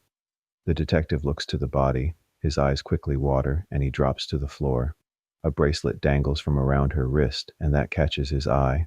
A large pentagram is carved into her chest. "Detective, are you okay?" she asks. The detective's rookie approaches and looks back to the distraught detective and the body reading the scene. "Cover her up," he yells to the female officer. "Cover her up." Hiding the body is difficult because of the time in the frigid waters, but the bracelet solidified it. It had the engravings. With love, Dad. Frantic, the detective walks off in a haze. His fellow officers look on to him while he stumbles off. The detective stops to see a silhouette of his daughter standing in front of her with her back towards him. Reality is not as it appears, nor is it otherwise, she says, and then dissolves into the air. The detective looks on lost, and then adamantly turns back around and walks back to the body, through the officers that politely attempt to hold him back, then uncovering it. He stares to the bloated body, and tears again quickly fill his eyes. O begins to cower on the ground and sobs in shock. His pain and cries echo off of the roaring sea. Kat lies in a hospital bed and sleeps bruised and battered. Tabitha and Emily stand in the hospital halls and speak to a receptionist. "You can't go in if you're not family," the stern receptionist replies while taking a bite of her cheesy sandwich. Emily stares to her, bothered by her rudeness. "Keep eating that processed shit and you're going to end up here." The receptionist rolls her eyes while wiping her sticky fingers and begins to swipe on her phone. A warm female voice echoes behind them. "They're with me." The young girls turn to see Sister Marie. The posh nun hugs the girls. These young ladies were all raised at Salem's God's Home for Young Girls. The proper nun lectures the receptionist, standing over the worker with her poised posture. They grew up with one and other, and they have known each other since they could remember. "Apologies, sister." The receptionist changes her mood to the calm but stern nun and does the sign of the cross, while the girls and Sister Marie walk away to the hospital room. The girls all enter the dreary hospital room and stand by the bedside of the sleeping young girl. "We're going to find who did this to her," the nun says sternly. "If God doesn't punish them first, then we will." The girls look to the vexed but composed nun. "We must let her sleep." The girls take a look to their bruised and battered friend. Sister Marie does a sign of the cross and then turns and exits the room. The two girls then hesitantly follow, not wanting to leave their friend. "There have been more and more disappearances since summer break," Emily says. The two girls walk the streets. "I know, it's frightening," Tabitha replies. "Why college girls like us? Half our class is missing." Emily takes in what Tabitha has said and then has a realization. They come to a halt, and she blurts out, "Do you realize that it's only those that are taking the history of witchcraft course?" "What are you saying?" Tabitha questions. "Do you really think that it's some sort of witch persecution?" "I don't know. People have become crazier from the mandates and the isolation," Emily ponders. "Who's to say that someone isn't lurking out there, delusional, some religious, dogmatic, lost, poor soul, or even a cult? It's just been too weird." And the pentagram carved into the chest. "It's fucked up," Tabitha justifying replies. "But a pentagram is vague. It was once used in Christianity to represent the 5 wounds of Jesus. But people don't know that. They think it's synonymous with witchcraft," Emily says. "Maybe we should take time off from school until all of this passes over," Emily nervously thinks. "Yeah, because we're orphans from a convent and can afford the luxury of taking time off. We're lucky to even be going to school." Tabitha says, "With the way the world is going, I need a good job. We can't miss school." Emily shakes her head, bothered. "You're not going to be able to work anywhere if we're dead." "You're just being paranoid," Tabitha says. "Nothing is going to happen to us." "That's exactly what they say in fucking movies," Emily utters. "We're not in a movie, Emily," Tabitha continues, "because if we were, our story would be completely different. Your story is what God gave you. In fact, you have the grace of God on your side. There is nothing to worry about." Sister Marie chimes in while about to get into the back of an old black car. "Do you girls need a ride?" "No, thank you, sister," Emily replies. The nun places her sunglasses on and gives them a nod. She enters her chauffeured car and drives off. "I always hated that bitch." Tabitha looks on with disgust. "She gave us a home," Emily replies. "If they were allowed to still hit us with rulers, she would be the first to grab the yardstick." The girls share a brief chuckle as the two walk down the cobblestone sidewalk. A leering presence hangs over them as they stroll away from the hospital. Emily momentarily stops and feels it. She turns around to look. What is it? Tabitha looks to her. Emily looks around the area confused. Nothing. The girls continue to walk. Sister Marie stares out of the car window while deeply thinking and twiddling her rosary beads. Her drive is ghostly and wears incredibly dark sunglasses despite the overcast day. He looks like Lurch from the Addams Family, but there is nothing comical about him. His white gloves slowly move around the steering wheel while cruising the Salem streets. Kat groggily awakes in her hospital bed. She looks to the nurses and doctors passing by in the hall. A gust from the window slams the door shut. Kat looks to it confused, and then turns back to see a black-gloved hand injecting a green substance into her IV. She quickly looks up to see the same masked person with the old, melted witch mask. Kat puts up a fight and rips off the glove of the being. They put their decrepit hands and nails up to their masked mouth, shushing her while creepily kinking their head. Kat is struck with fear while gazing into the hollow eyes of the beast, and then screams at the top of her lungs. Nurses and doctors quickly storm into the room. They look to the screaming and flailing girl. "Get it away!" she screams. "Get it away!" Kat rips the IV from her arm. The doctors and nurses look around the room. "No one is here," they say while trying to calm her down. "We need a sedation," one doctor says to a nurse. She nods to him. "Please, help me." She continues to cry, "Don't let them hurt me." A needle goes into her arm as her veins pulse. They sedate her. She quickly calms down against her own imprisoned will. The doctor and the nurse look to the girl in relief. Kat's vision becomes blurred. In the distance of her vision is a black shadow, but it disappears as the doctor and nurse move in closer, propping the pillow under her head. Calmness fills her as the drugs kick in. Thomas sits outside on a hard cast iron chair and somberly watches his now former girlfriend take all of her things. She occasionally glances up to him with each pass. He's lost for words and is beyond hurt to speak. The heart palpitates as its once spoken words are restrained. Thomas finds the silence amidst the heavy air. He quickly rises and hops onto his motorcycle, riding off. At the cemetery, Thomas approaches the resting point of his fallen brother. He looks to the missing grass, confused. It's a bare dirt plot that looks freshly dug. What happened? He looks to a weathered gravekeeper. The gravekeeper looks up with headphones in his ears. "Say what?"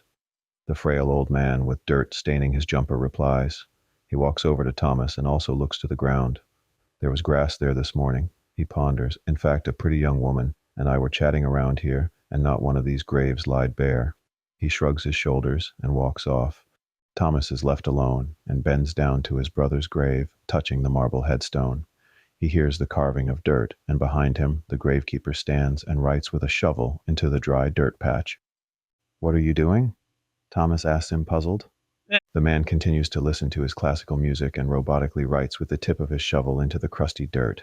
"Hey!" Thomas yells and rises from the ground. The man snaps out of his daze and then looks up to Thomas. He removes his headphones. "I'm sorry. I don't know what came over me." He calmly replies and then oddly walks off. Thomas looks to what's written into the plot of dirt. Salem. Confusion fills his face. "What the fuck is happening?" he utters. Thomas sits on his motorcycle and overlooks the valley in the distance. The faint lights of the city flash. With a broken heart, he looks up to the moon and its shining stars. Thomas rides through the streets of NYC and the heart of Times Square. It's packed with tourists and people wearing face masks. The city still thrives with foot traffic and new forms of businesses. Custom face masks, virus testing sites, and even cloaked doctors on the street swabbing people. A new form of police arrest those that are not wearing masks and holding anti-vaccination signs. At red lights, people willingly subject themselves to temperature checks. The billboards up above show friends and family getting shots with robotic smiles upon their brainwashed faces. A street doctor wearing a futuristic bird-like bubonic plague mask approaches Thomas and flashes his credentials. "Please lift up your helmet, sir," asks the masked and scrubbed individual. Black scrubs give off an even eerier presence, but the doctors wear black and the nurses red in order to differentiate between each other. The light turns green and Thomas wheelies past them. The street doctor jumps out of the way. Little did I know what the persecution of freedom looked like when I was a kid. This was now the norm in New York City. More and more became separated while the city supposedly was getting healed. Truthfully, it was destroying itself from the inside out, and it was blatant with any sense of logical thinking. I was happy to simply drive through that little dictatorship, the once capital of the world, New York City. But being the beacon for the rest of the world, the city's government and its guidelines slowly crept in throughout other progressive, left-winged extremists. The religious and self-righteous right created a new monster that was all too similar to its own reflection.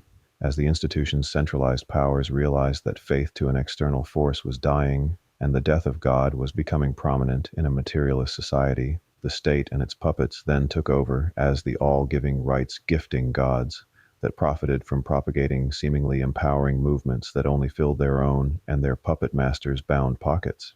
They began masking their true intentions by passively giving we the people freedoms that have truthfully been ours since before the beginning of time, and to confusing the minds of the lost with endless choices, with overly identifying with form and gender, pushing the people further away from the formless divine energy of innate spirituality. Simply put, they discovered conniving ways to segregate the people and keep them fighting against one another while gifting them false freedoms and equal opportunities. The individual became lost in the herd and began living within a brainwashed democracy, a mass democracy so sneaky that its antonym, communism, slowly molted into its synonym. Thomas zips on through light after light and bolts to the highway entrance. Streetlights reflect the unique colors of autumn and to the moon's hue. Thomas heads onto the Massachusetts Turnpike. Nighttime in the hospital evokes a dreary sense of isolation as visitors are no longer allowed to enter.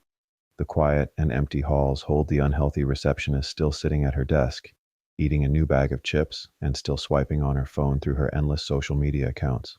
"I'm going on my break," a young Asian nurse says. "You got it?"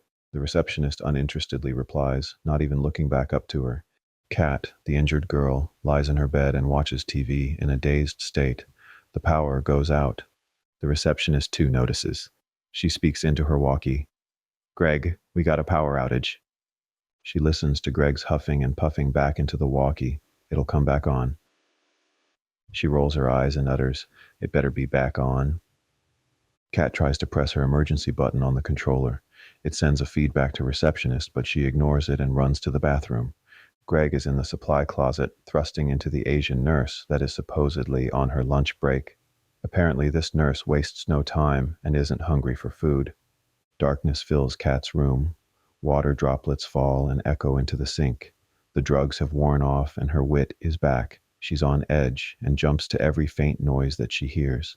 Kat hears a creak at the door and then a knock at her window. She looks to see a bird flying outside and pecking, a little downy woodpecker. A shadow looms over her. She feels its presence and turns to see a needle going into her IV. It's a dream come true. She jumps in fright, but black-gloved hands quickly cover her mouth. Calmness soon fills her as the large dose of morphine kicks in. Her eyes quickly turn from worried to sleeping. Cats eat at the dumpster on the hospital grounds. Endless amounts of canned tuna in a pouch. A security vehicle sits nearby unoccupied. Whack! A body falls onto the hood of the car. The cats scurry away. Cat lies dead on top of the tin-foiled security vehicle with a pentagram cut into her chest. Her hospital room window is open and the shadowy figure peers down below to the lifeless body. Chapter 7. The black preacher sits in the pews and prays to the crucified Jesus statue among the altar filled with holy water. Screams of a woman raise his ears. He abruptly turns his head and rises to run to the front of the stained glass church building. He looks to see Sister Marie laying on the ground sobbing. She shakes in shock and yelps in pain. A seemingly poignant and well-to-do man consoles her, but she quickly gets carried off by other young nuns. This man gives off the very essence of power and shows imposing importance. He wears all white and holds a weathered, brown, leather duffel bag. The black preacher approaches the dapper man while he watches the nun get carried off. The dapper man cleans his glasses off with a handkerchief. "I thought you were in Jerusalem," the black preacher curiously asks. "My trip has ended early, but how profound it was. My brother had told me about what's been happening, and the university also has reached out," he calmly replies. "Is he doing anything about these murders?" asks the preacher. "He's the governor. He has a state to run. I am the mayor, and this town is my duty." "What are you going to do?" preacher asks. Dapper man replies, "One step at a time. Salem, this place, has been learning about witchcraft and praising their paganistic rituals for far too long, and I think that it's reached a boiling point. The preacher speaks. Anthony, don't look for why, look to how, the dapper man says confidently. Father Eli, what do you mean? The sickness brought more sickness, Eli replies. Anthony replies, the pandemic? Those that were once condemned are being condemned once again. Those who don't believe in the ordinance of all will again be persecuted. Father Eli continues. And the world has simply become crazier with the rise of social media. It's chaotic. People have become aware that they live and die, and without faith, they've become beasts, hungry to survive, hungry to find power wherever it may be, even if it is in the lust of murder. They feel powerless and want to have some sort of control over life. Little do they know, they are very much the essence of life itself. Life is uncontrollable, Anthony says. It's controllable if one is one with life. Then the chaos in nature simply looks like the very essence of nature. Mayor Eli declares, what I do know is that the many of the girls murdered were a part of an activist group called My Body, My Choice. A pro-abortion group? Incorrect. An anti-vaccination group. The college has been trying to mandate vaccinations for the new virus, and they've been fighting it. You feel the murderer is going after the unvaccinated? I do, and they're making it out to be about something else, hence the pentagram. It's an easy escape to get what you want. But who would go to that extreme? Because they don't simply agree with their ideologies. Antony asks, perplexed. As we've learned, when safety is threatened, those who want to survive will come forth and take action against those who seemingly oppose their safety. But it's been all over the news that masking doesn't work, and then the vaccines are ineffective and in fact do cause harm. There are corporations that have power far higher than our government. My brother has learned this upon taking office. And if you want to survive, you need not to fight the hand that feeds. Thou shalt not harm others. We do not need to. Others will harm themselves. Eli replies, if you'll excuse me, I must get to the university. The mayoral priest walks off to his third duty as acting professor at Salem University. Anthony gazes to the high ceilings of the church and ponders deeply. Salem University is flooded with police cars. It appears to be that another murder has taken place. Eli approaches the ruckus with his satchel wrapped around him. Edwin, what happened here? He asks a nearby security officer. Father, I mean professor. The guard fumbles. I wear many hats. Address me as whatever arises. Eli replies with a friendly and calming smile. One of your co-workers was found dead in his office. The officer replies, who? He asks, concerned. Dr. Mystic, the guard says. Eli's eyes wander off as he looks to the sheeted body begin carried away. He begins to walk towards it, but his attention is drawn back to the security guard. Father Eli, the rosary beads that you gave my mother, they broke. Might I have another blessed from you? He anxiously asks. With the way this place has been going, it's very unnerving. It's the evil on this campus. I feel it at night. I see shadows everywhere I look. Eli interrupts him while reaching in his pocket. Here. Eli hands the guard black onyx rosaries. Thank you. The guard does the sign of the cross with a relieved and nervous smile. Eli turns to see his teaching assistant, Blake, a fragile young man with blonde hair and blue eyes, nervously standing behind him. You're back from your trip. Is everything okay? Apparently not, Eli replies while walking off to the police. Blake looks to him with admiration. He seems to have wished for a brighter greeting from his idol despite the circumstances. With a puppy dog face, he's very submissive to his superior and lives off of every order and instruction that he's dealt. He's been his teacher's assistant for several years now and is studying theology. Eli enters class to see a diverse group of students. Tabitha and Emily are included. Some of the students hold tissues and have tears in their eyes after hearing the news. Mystic was a beloved professor by the students and faculty. First off, I must apologize for the loss of your professor. Dr. Mystic was a very kind and generous man. As one of the professors of this institution, and as your mayor, I promise you that we will find and bring to justice the person or persons committing these murders. The doors of the classroom open and Blake appears. He makes his way into the class and sits down in the front row. I want to thank you and wish you the best. Today we will not have class, but hold a remembrance for Dr. Mystic in the gardens. Eli packs up his things and makes his way out the door. The class rises with him. As the sun falls amongst the red rose gardens on the campus, casting a pastel shadow amidst the crabgrass, students and faculty hold candles in their hand and walk through the area. The bell tower in the distance rings and rings, echoing upon the blanket of crisp fall air. "Now the fucking teacher," Tabitha whispers to Emily. Emily replies, "Something is not right." Emily listens to the bells as the rest of the students place their candle on an altar dedicated to those that have fallen. Emily begins to get ringing in her ear. The bell knocks grow louder to her. They begin to vibrate her from the inside out. Her body begins to tremble. Her vision begins to blur. Tabitha notices and grabs her, wrapping her arms around her. Are you okay?" Tabitha asks, concerned. Emily's eyes roll to the back of her head. At some other moment in time, Emily stands on the sandy shores of Misery Island. She turns around to see Native Americans carrying some sort of scaled monster with horns. It looks part lizard, part fish. They carry it to a sacrificial altar and place it down as the beast flails, lifting and throwing two of the indigenous people off of the ground and several yards away. The leader of the people takes a gleaming dagger and stab it into the heart of the beast, dragging down to its navel and opening up the cavity, ripping out its beating heart and slicing it. They then turn to Emily, staring. Fear fills her as some begin to approach. Their white painted faces and red-lined makeup is downright frightening. Emily hears something behind her and quickly turns around to see a massive ship crashing upon the shore and nearing her. Emily rises from the ground. People at the vigil stand around her. She looks up to see Tabitha's concerned face.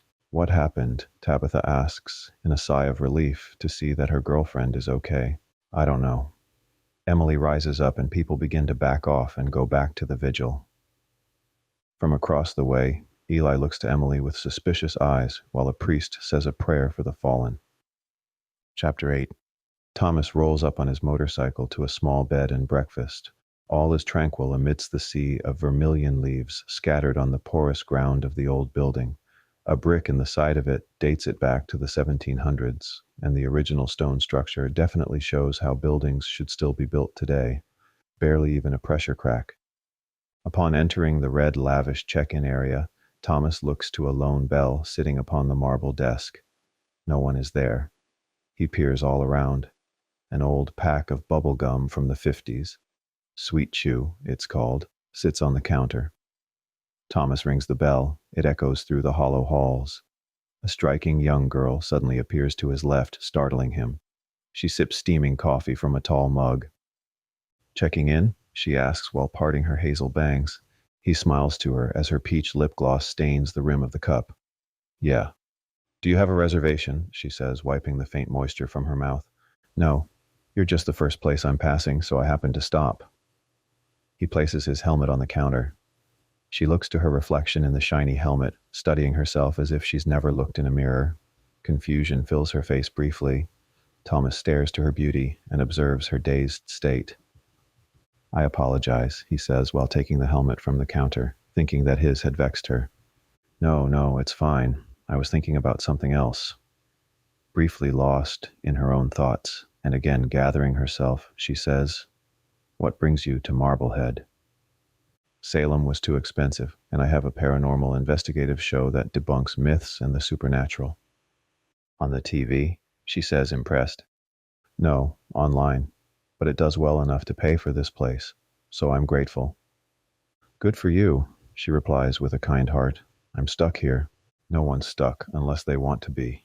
"For now, I'm stuck." A smile fills her face. She scrolls and types on the computer. Room 13 is free. She grabs a key from the cupboard and hands it to him. "Thank you." He hands her his credit card. "There's a horror event at the Peabody Museum tomorrow. All weekend, really. You should check it out." He turns to her. "Thanks." "This place is supposedly haunted, too. Maybe you can debunk that," she sarcastically says.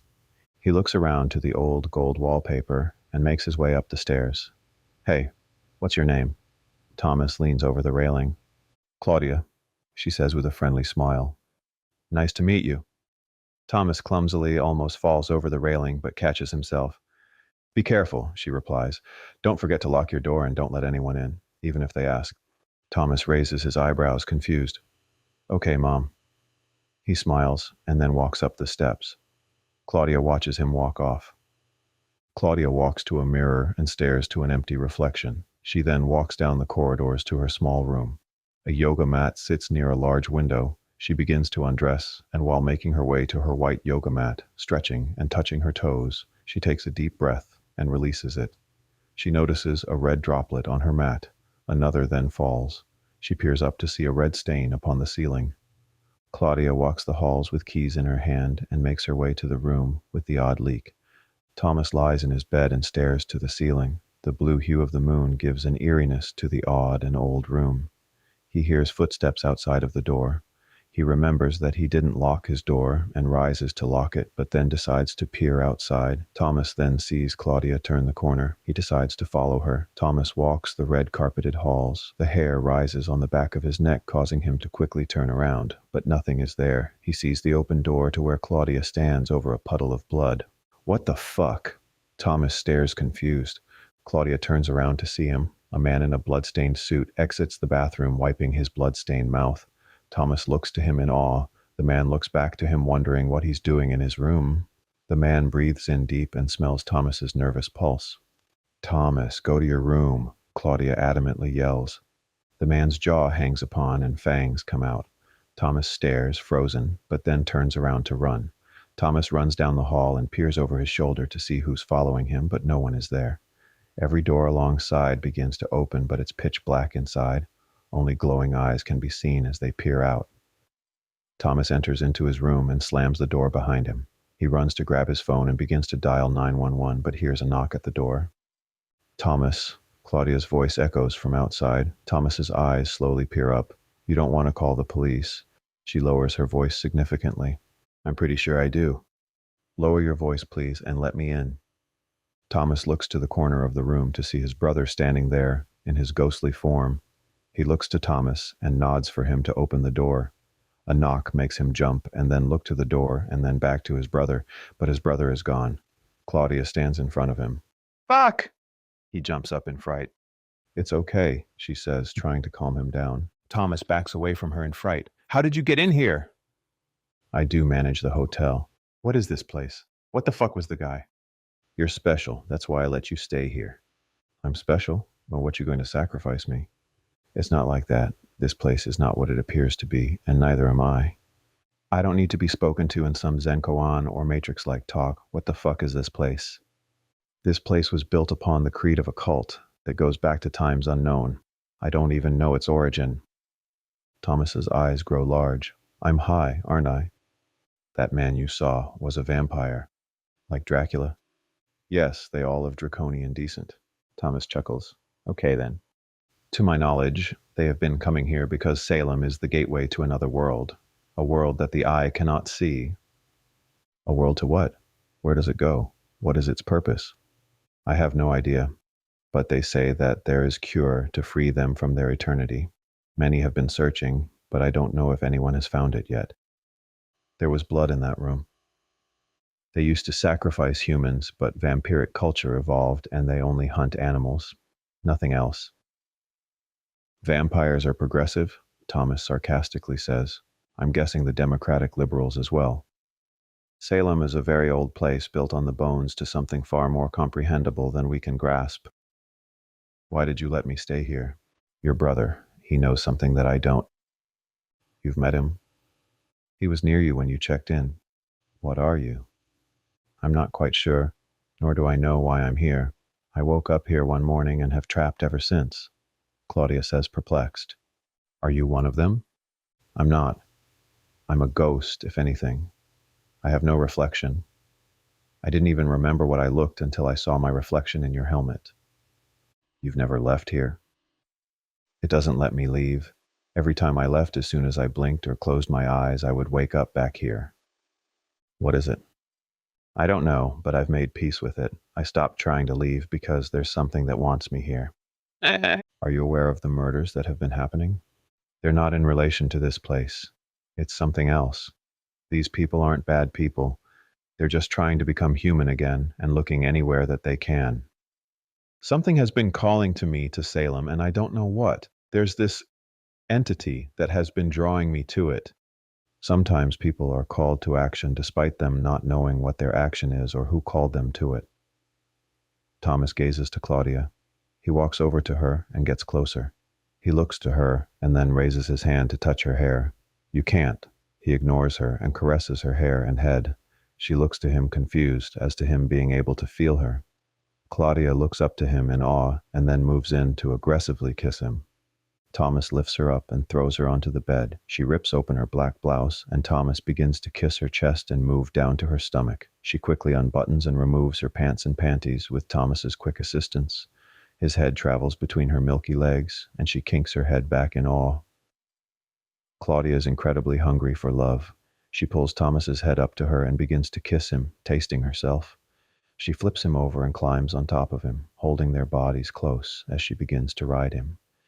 Her sopping wet juices drip down his inner thighs as the two begin to twitch as euphoric sensitivity begins while nearing orgasm. They both climax together, holding one another close, staring deep into each other's eyes. The detective awakes to the sound of a pulsing drum in the distance. Waves wash upon his leather shoes, waking him from his daydream. Tribal music is heard in the distance. Oh, hears the sound of wooden scraping and primitive-sounding chants. He sees a torch at the beginning of a tunnel going underground on the island. He approaches it and then walks through the tight concrete corridor. It's covered with cobwebs. The sounds and chants grow louder and louder. He turns the corner and comes to a halt. Oh then sees animalistic-like people conducting a seance. He stands by the doorway and peers in, reaching for his gun, but he's not there. His holster is empty, and this perplexes him. All quickly become silent. The cultish group all turn to him. They wear animal masks, made out of the animals themselves: deer, foxes, wolves, coyotes. On a sacrificial table between them is a gagged and bound young lady that fearfully looks to O with tears in her eyes. The two lock eyes. The masked people then turn away from O and raise a large dagger to the girl, impaling it into her chest, breaking the bone, crunching through the cartilage, and then the organs. O abruptly awakes back in his car. He anxiously looks around the dilapidated streets. Nearby is a street performer drumming away on tin cans and plastic buckets. O reaches for another airplane bottle of Tito's vodka scattered amidst a slew of empty ones. His phone rings. It's an unknown number. O answers it and then listens to odd breathing on the other end. He listens closely. "Hello?" the detective says. An eerie breath is heard, and then faint cries in the background. "Daddy," the voice of his daughter replies. Tears fill O's eyes. "Sarah," he utters. A hand then comes out of the phone and grabs his face. O throws the phone down and looks to it in shock. Nothing is there other than his phone and the scattered empty bottles of vodka. The security officer at the campus sits in his small glass office. Stumbling college students pass on by. There was a football game, and the Salem Cats had won. The security guard wipes the white powdered sugar from his mustache and looks past the case of powdered donuts to his TV screen. Tabitha and Emily walk the streets and make their way to the library. The busy avenue filled with inebriated college kids shows how they truly could care less about a murdering spree in the area. The girls walk up the tall marble steps into the library and enter. The library is eerily quiet, and not one person is in sight. "Isn't it funny that this library is deathly quiet, yet there's thousands of books just hungry to speak to us," Emily says. "What a poet you are," Tabitha sarcastically replies. "I don't know how people intermittent fast. I need to pee so bad right now." The lights of the library go out. "What the fuck?" Emily nervously says. They turn around to see someone standing by the doorway. They quickly turn the opposite way to run and then go between the bookshelves. Moonlight floods through the long, rectangular windows, giving a blue hue to the large library. Its tall ceilings and endless bookshelves appear to reach all the way to the vibrant roof, decorated with its unique crown molding. The girls attempt to open the first door that they see, but it's locked. They peek through the small glass window into the dark librarian's office. Emily's ears perk up to hear footsteps echoing the wood-floored halls, slowly nearing them. They quickly crawl under a table placed between several rows of other study tables. Emily and Tabitha attempt to catch their breath as the footsteps get closer and closer. They see the black boots nearing them. Their pulses begin to pound. Tabitha's eyes start to tear as Emily looks to her, shushing her with her eyes. Water begins to faintly drip onto the floor. Tabitha wet herself. Emily looks to the floor beneath Tabitha, and then turns back to see the masked being, but no boots are in sight. Her eyes search the area, but they see no one. The girls become conflicted as to whether they should stay put or make a run for it. They slowly move the chair to crawl out of the table. Emily then hesitantly rises to see the masked being standing atop the table. She screams, and the being slashes at Emily, slicing the right side of her face. Tabitha appears on the other side and whacks the masked being with a chair, knocking them to the floor. Emily and Tabitha run through the bookshelves to the light of an emergency exit door. The girls frantically look over their shoulders while they run for their lives hand in hand. They near the edge of the shelf, and Tabitha abruptly gets ripped back by her hair, slamming to the ground. Emily quickly turns to see the shadowy being raise a large dagger. This dagger is the very same from the previous murders. Emily immediately takes a large book and throws it with all of her strength to the masked being. Whack! They grunt and fall backwards into the solid oak library shelves. The girls bolt to the emergency door, and the alarm sounds with an ear-piercing ring. Red lights flash throughout the library. The girls bolt out into the college streets, fearful and frantic. "Help! Help us!" they cry. The hefty security officer hobbles through the drunk college kids that are clueless and careless to the frantic girls' screams. Some of the more coherent college girls walking the avenue look to them concerned. "What happened?" the security guard asks. Emily frantically replies, "The killer, he's in the library." Fear fills the security guard's eyes. The girls stand outside of the library while the security guard makes his way inside. "Stay here. The police are on the way," he heroically says while standing at the frame of the grand library door. He holds his flashlight and pepper spray in hand. He enters into the library. The girls nervously look on. "I'm going to the street to wait for the police," Tabitha says. "Come on." Emily stares to the doorway, unsure as to leave the security guard. She feels uneasy, but she decides to follow her girlfriend. The security guard shuts the alarm and looks down the hollow rows of books. He holsters his pepper spray and attempts to turn the lights on, but they won't go on. The guard makes his way through the shelves and takes his keys out, approaching a door, unlocking it to a pitch-black corridor. He turns on his flashlight and makes his way down the eerie corridor. He looks up to hear the police sirens echoing in the distance, giving him some sense of comfort that all will be okay. But he wants to be the hero. The guard makes his way down to the basement, walking down step after step, and then to an opened breaker box. He peers to it, perplexed. "Is anyone down here?" he nervously replies. He walks to the breaker box and turns on the lights. The library then gets its power back. The basement of the library is an old, massive bunker. Tall shelves hold archived books, news articles, tapes, and more. Clunk.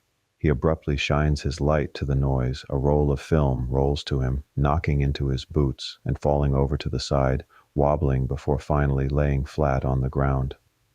Another noise is heard, and he quickly looks up.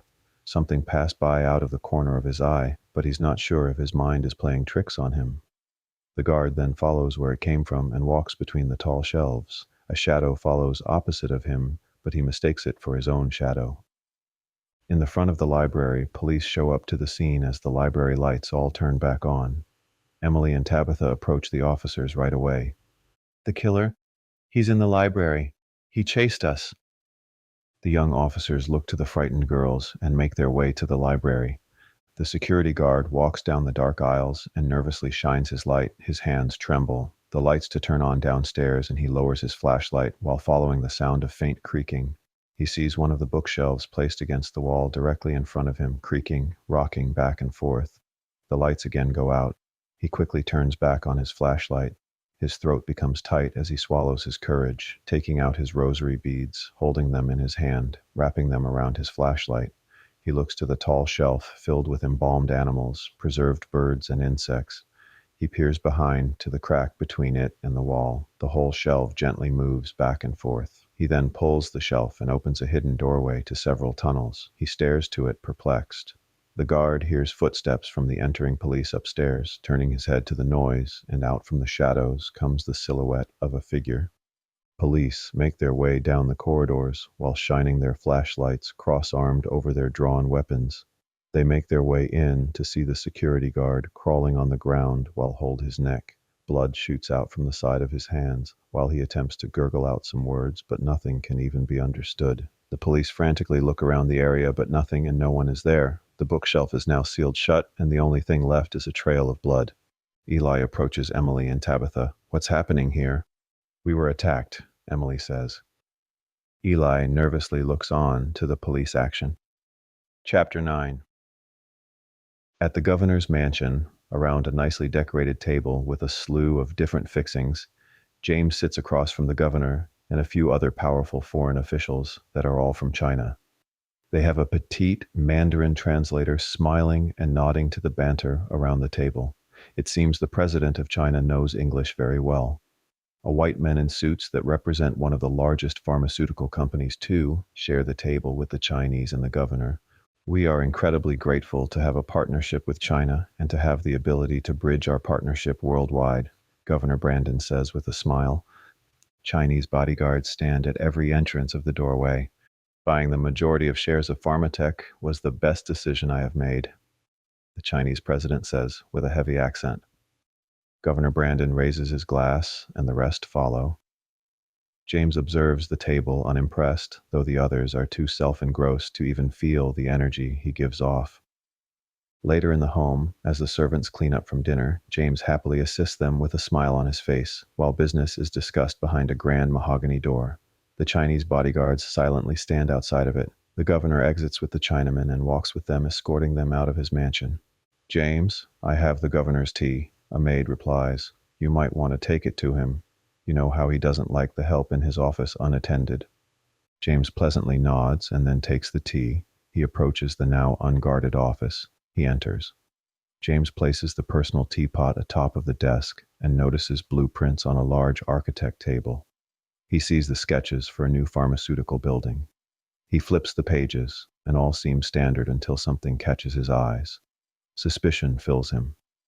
He stares to an array of drawn, unground tunnels beneath the large Pharmatech building, and at the center of it is some kind of drawing a sun. He hears a car door shut outside and looks to the Chinese president being driven away. James then flips back over the blueprint to the side of just the building on it. James exits the room. The table is cleared and the servants continue to clean the rest of the area. Governor Brandon enters. Well, that went well, he says with grin, and let's have a drink. I need to get him, James nicely replies. The kid's got soccer tomorrow morning. So be it, the governor says. James begins to walk away. Have a good night. The governor enters his office and looks to his tea on his desk. He then looks over to the desk with the blueprints in the distance. James drives on the highway home and then decides to abruptly take a turn. He approaches the large building being built in the distance. He parks his car and walks to the building. James enters the building to see scaffolds and construction supplies scattered everywhere. He looks around the area and continues to explore. A large door sits with several screws sealing it shut. James doesn't even bother trying to open it. He grabs a screw gun and begins unscrewing. James pulls the door open to see darkness. He turns on his cell phone light and proceeds into the tunnel. It begins as traditional cinder blocks and then turns to stone alongside of him. James looks on the walls and sees hieroglyphs of odd drawings similar to aliens. There are all different symbols scattered everywhere. Sanskrit is written upon the walls as well. James walks deeper into the tunnel and then hears a humming. He follows it and then hears footsteps. He turns and looks to see a Chinese military man aiming his gun at him, appearing from one of the side tunnels. You can't be down here, he yells in Chinese. James nervously places his hands up. The humming grows louder and then shakes the floors. The armed military man gets sucked back through the tunnel, and the pressure then takes James as well.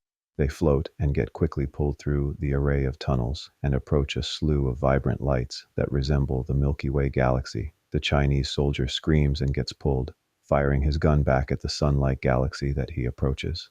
He drops his gun, and James takes it and then latches himself on a torch, holding on for dear life. He watches the Chinese soldier get pulled into the galaxy, and a massive flash of white light ensues, and he disappears along with his screams. The galaxy pulses and pulses, growing louder, and then becomes silent. Gravity kicks in, and James falls to the ground. He looks to the galaxy at the center and stares in awe. James looks to his right to see a large door that appears to be bubble wrap. He looks for a door through it, but sees nothing. He places his hand on it, and it falls through. It appears to be some sort of nanoparticle door. James looks to see an individual subway cart. He looks to it confused. It has all Chinese writing along the side of it. James presses a button and opens the door. He peers inside to see a very modern subway entrance. James enters, and the door is shut behind him. The cart begins to move. Buckle seatbelt, please. The robotic voice says in Mandarin, Cantonese, and then English. James looks on, perplexed, as he peers out the side of the tunnel. The cart zips, and he gets sucked back into his seat. He's going so fast that he can't even see outside of the windows. Light speed. He holds on for life, and the cart begins to slow down. James can now make out what's outside. He sees the mountains of Tibet and a large Chinese flag. What the fuck? James looks on in shock as he approaches a tunnel that goes beneath the mountains. James stops to see a laboratory with bright white lights. It's empty. He peeks his head out and looks around the area. James doesn't want to get locked out of the cart, so he just leans outside of it. He hears a noise. James quickly enters the cart and presses a button. The cart repeats its seatbelt instructions and then zips back off to the United States. Thomas and Claudia lay in bed together as the sun begins to rise and peek through the room's lace curtains. He pets her hair while she lies on his chest. Calm silence fills them both. For the first time in a long time, they've helped each other find peace in the mirroring lens of their imprisoned eyes. "I want you to come with me today," Thomas says. "To the event?" Claudia asks. "Yes. I can't leave. I told you what happens." "Maybe it won't happen. You said that no one has ever touched since you've been here." Thomas assures her, "You're not a ghost." "I don't know what I am, nor do I know why I'm here." Claudia rises, frustrated. Thomas sits at the edge of the bed and gently grabs her away from getting dressed, pulling her to him. "Maybe you're here to meet me. Maybe you're here to set us both free," Thomas says while gazing into Claudia's deep black eyes. "You know, I was fixated on why we're here, the human race, living and breathing in this mysterious air. But then I realized that question can be answered in many ways, and none of them are definitive. But I now know that it's completely irrelevant. The question we should ask ourselves is, why am I here? And if we don't know, then we should set up challenging goals to create meaning. And by simply living life, we then create our meaning, and even those that we never even meet." Thomas holds her hand. "It's time for you to stop asking why and start living, and it's time for me to do the same." Claudia gazes to Thomas in awe. She grabs his face and passionately kisses him. "I'm not ready yet," she softly says to Thomas. At the Peabody Museum, a massive event for horror fans is held. Everything horror you can imagine is here. Fans dressed as Freddy Krueger, Jason, Michael Myers, and more. It is truly eccentric, and despite its seeming darkness, it is a very festive, lighthearted, and welcoming place. The oddities and misconceptions of those that like horror and gore are often paradoxical to the sense that their compassion is greater than most, even with the cloak of embracing death. If one has not noticed, many take care and love animals even more dearly than humans because of their innate sense of conscious presence in the iris of their eyes. The famous horror icon, Countess Catherine, arrives in her dark vampire attire. Her pale cleavage reflects the flash of the hungry paparazzi. Catherine is one of the most influential horror icons and movie stars within the community, and has one of the largest dedicated fan bases in history. This is why people from all over the world have traveled to see her. Thomas arrives solo. He shows his wristband at the door and enters the festive museum. The Countess goes to the back to her dressing room to get ready for her performance to debut her new rock album that is also the soundtrack to her newest film, A Trail of Blood. While the Countess sits in her dressing room and gets ready, a puzzled look takes over her powdered white face. She feels a faint breath whisper over her shoulder, and she quickly turns, but nothing is there.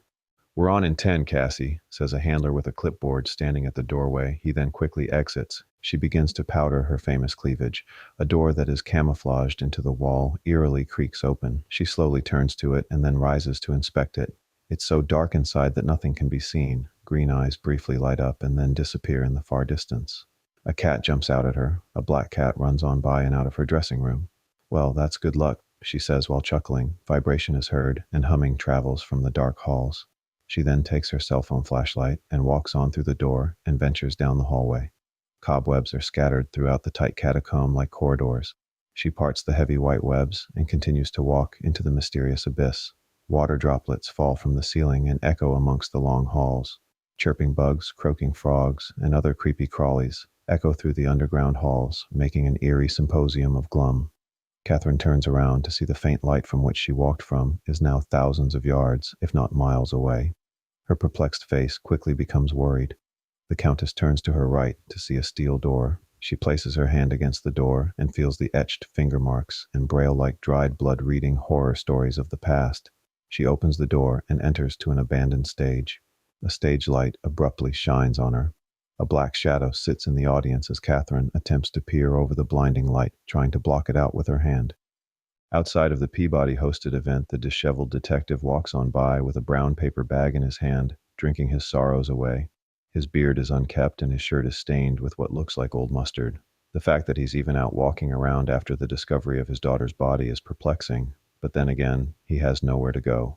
As the detective attempts to walk on through the foot traffic, amidst the sea of festive masks, is a young girl staring back to him. He abruptly stops and drops his paper bag and bottle to the ground. It shatters and the bag becomes sopping wet with bourbon. The detective's eyes follow the back of the head of the mysterious girl. He then pursues her, pushing through the colorfully dark crowd.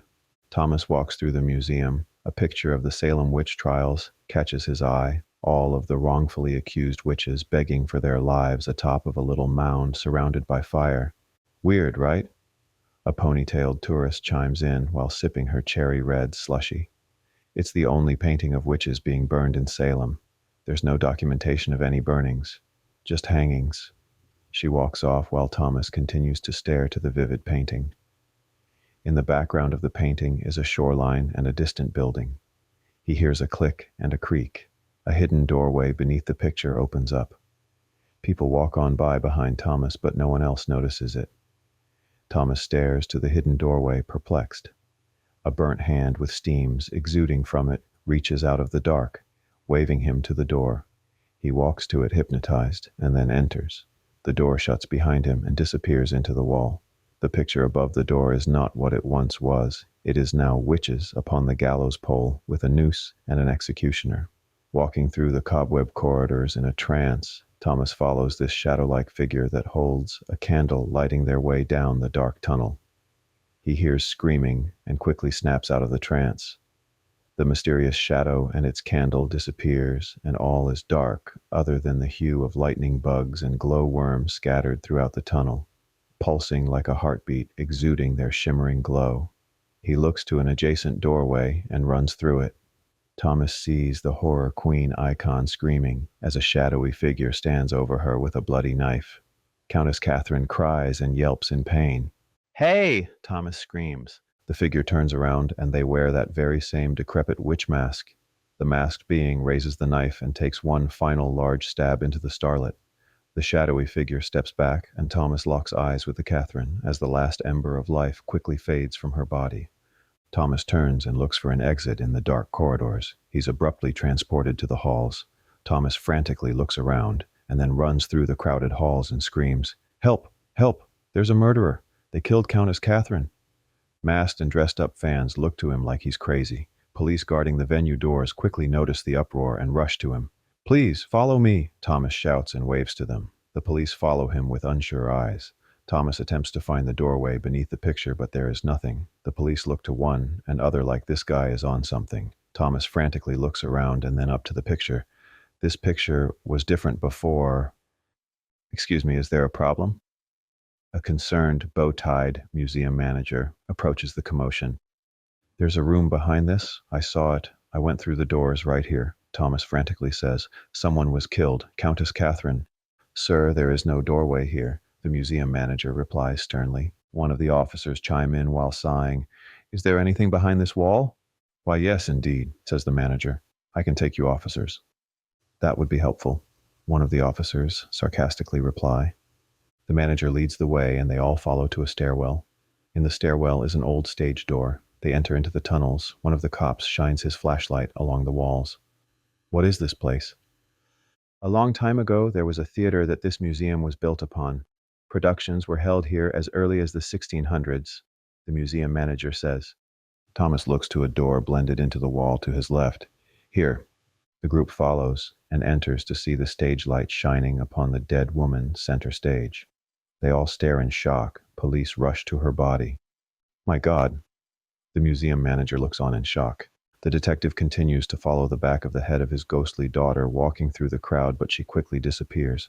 He pushes through the horror fans as his eyes frantically search for her, but she's gone. He stands dazed and confused in the middle of the hallway. The younger of the cops abruptly exits from the stairwell and throws up into a garbage can. He wipes his mouth and then looks up surprised to see the detective. "Detective, what are you doing here?" The detective ignores him, and with his bulging eyes, continues searching for his daughter amidst the crowd. "Are you okay? You should be resting." The detective mumbles to himself in a daze. "She was here." "There was another murder," the young cop says, while wiping his mouth with his forearm. Claudia vacuums the carpeted halls of the hotel. She walks past a mirror and then catches a glance of herself in it. She again stops and looks to herself, studying her reflection. The ground begins to shake, as does the chandeliers of the hotel. A crack splits the hotel ground in half, and Claudia falls into the hall, attempting climb up the trail of carpet, but she plummets into the split ground. Claudia lays on the ground and coughs, attempting to get the wind back inside of her lungs. She looks around to see all of coffins undisturbed, and then hears murmuring voices. She looks up to see flashlights. Deep underground, discreet Chinese military appear, dressed in black clothing. Claudia quickly hides behind a slab of broken concrete. The soldiers aim their guns around to the coffins. Shock fills their face. Mao, the head leader of the soldiers, stares in awe. "Open one," he says to a foot soldier. Fear fills the eyes of his minion as slowly walks over to a coffin to open it. He slowly opens the heavy wood door to see a sleeping woman. She's incredibly white and beautiful. She lies peacefully, with her hands resting upon her chest. The minion turns back around to Mao. He stares back in suspicion. The woman's eyes open and she looks to the soldier in fright. He abruptly fires one into her chest. She screams and heaves and then silently drops to the ground. Her leg twitches. They fire more bullets into her. "You idiot," Mao yells. The rest of the coffins all open up and the soldiers open fire upon them. Claudia holds her eyes shut tight and covers her ears. Once sleeping vampires cry and choke as the soldiers exterminate every last one of them. Mao then walks over the bodies to a hue of light. An underground circulating pool of water quietly sits. There is gold and ancient artifacts all around it. A gold goblet with rubies sits at the edge of it. Mao touches the artifacts with complete awe. He looks to a hieroglyphic story showing someone drinking from the pool of life and dying, and their soul then being freed. His fingers run alongside it and feel its essence. "Sir, they're dead," a soldier says. "They are vampires. They were dead to begin with," he replies while holding the goblet. "Make sure they're truly dead." Mao then has a realization. "Come here." The soldier walks over to him and he hands him the goblet. "Drink from there." The soldier looks to him hesitantly. "Drink." Mao aims his gun to him. The soldier slowly fills the goblet up in the bubbling water and raises it to his mouth. He nervously looks up to Mao and then takes a sip. The soldier's eyes light up. He quickly goes back for more of the bubbling water, chugging it down. Mao watches confused. The soldier then turns and looks to Mao. The soldier feels every little ounce of energy. He feels the pulsing and vibrations of even the faintest pulse. He smells Mao's scent. Fangs release from the soldier's top teeth, and he growls, charging at Mao. Bang! One of his other men fire several bullets into him, sending him back with each bullet as his face continues to change into a vampiric bat and his claws continue to grow. The soldiers continue to light him up with bullets, causing him to fall backwards into the bubbling water, then dissolving into a pool of blood and then dissipating into mist in the air.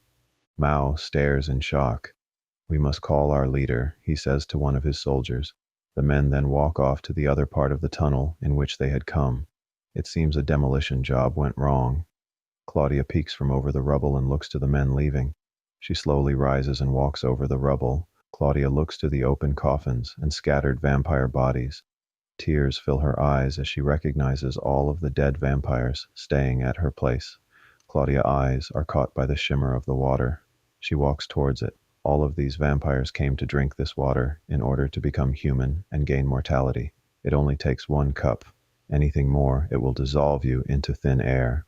And now, after learning what happens when a mortal drinks it, apparently it has the opposite effect and turns them into a hungry vampire. Claudia has now for the first time seen the reason as to why they come to the bed and breakfast, where she has been imprisoned too. Claudia looks to the goblet and the water, pondering about the idea of death, life, or whatever it entails. Metal falls to the ground and breathing fills her ears. The vampires begin heal and the bullets fall to the ground. Claudia turns to look to the vampires as they begin to heal and come back to life. Governor Brandon sits at his desk as his phone rings. He picks it up. "What the fuck do you mean?" He quickly calms himself down. James looks to him from outside of the door. The governor presses a button and it automatically shuts the door. James looks to the news on the television and sees that a sinkhole in Marblehead appears to have sucked the old bed and breakfast into the ground. The newscaster walks around the police at the crime scene. Governor Brandon quickly walks out of his office and past James. You have a meeting with the Dean of Cambridge, James reminds him. Cancel it. The governor walks off. The governor drives in his vehicle and speaks on the phone. We cannot let anyone down there. Tell the police to back off. It is a federal investigation. They don't need any explanation. Agents are on the way to control the scene. The governor exits to the large building. He enters to see the construction crew working. Mao and his men appear and look to Brandon. He follows them, entering a door that goes underneath the ground to where they were excavating. Do your men not know how to control their explosives? The governor angrily says.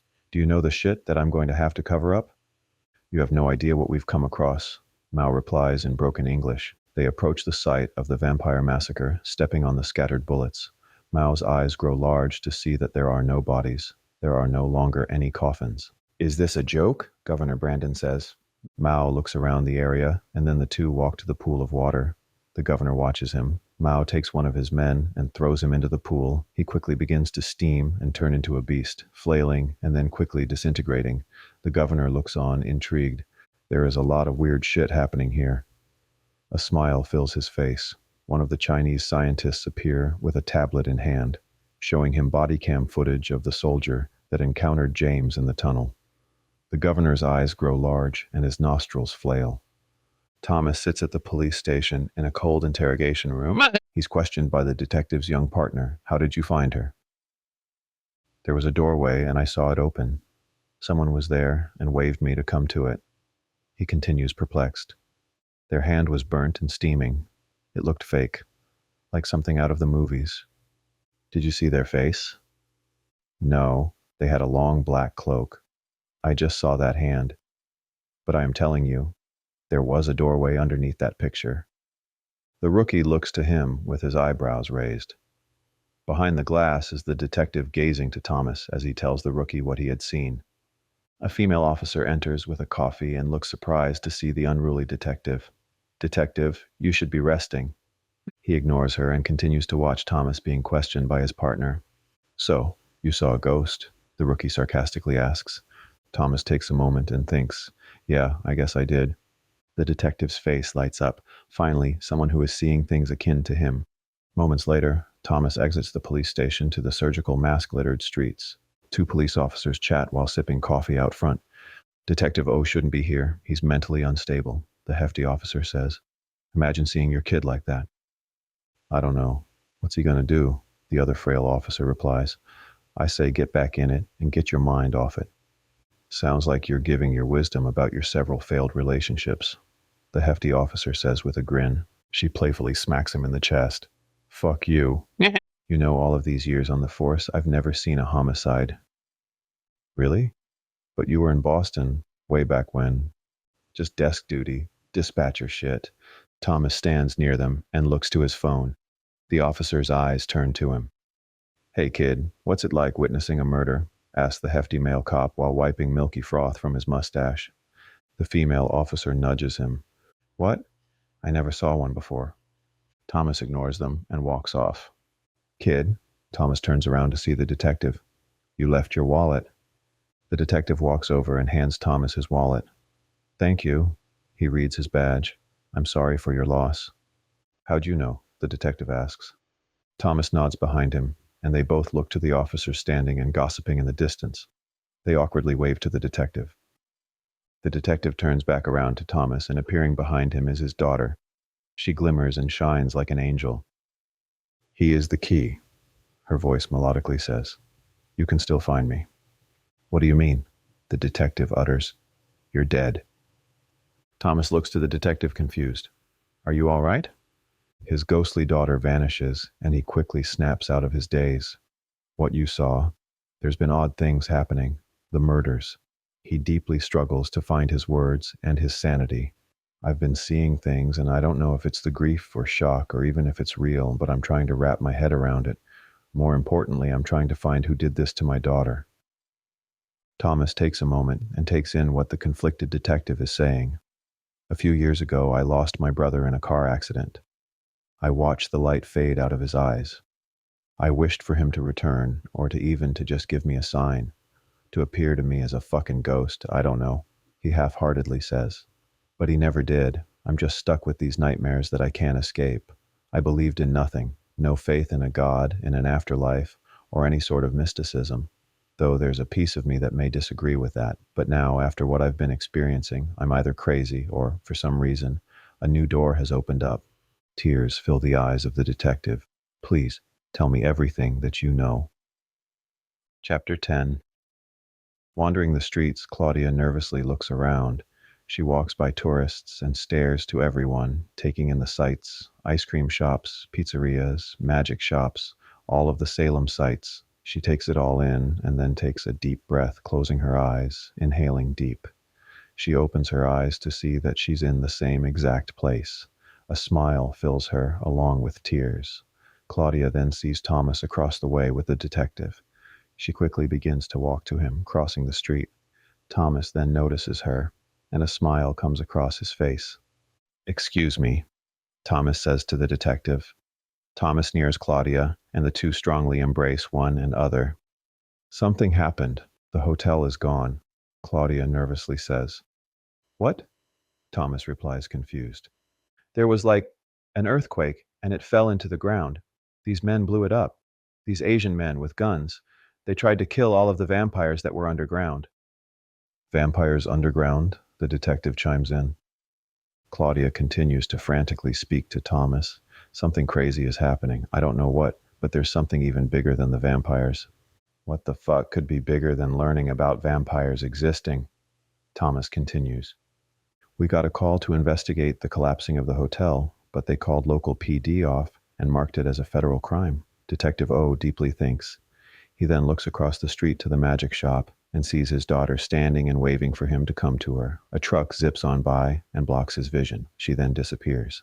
Back at Misery Island, Kat wanders the sunny, purple-sanded shores. Her stomach rumbles as hunger sets in. She looks to all of the vibrant plum trees, but now she's unsure to again eat them after her trip. She obviously doesn't know whether they're hallucinogenic or not. She looks to the old foundation and runs her hands alongside the rough, oxidized limestone edges. She climbs and hobbles through the deep brush and vines of the long, purple plum trees. Kat hears crunching in the woods. She quickly runs to hide behind a large and hollowed-out tree stump. Appearing through the thick brush is the large, beastly man that she encountered in the underground cave. He stumbles and wanders around the area. His bare feet are dirty and calloused. He pauses at the edge of the water and sniffs. This large man's face is covered in a beard. His body holds thick hair and scars. His nostrils continue to flare as he smells something.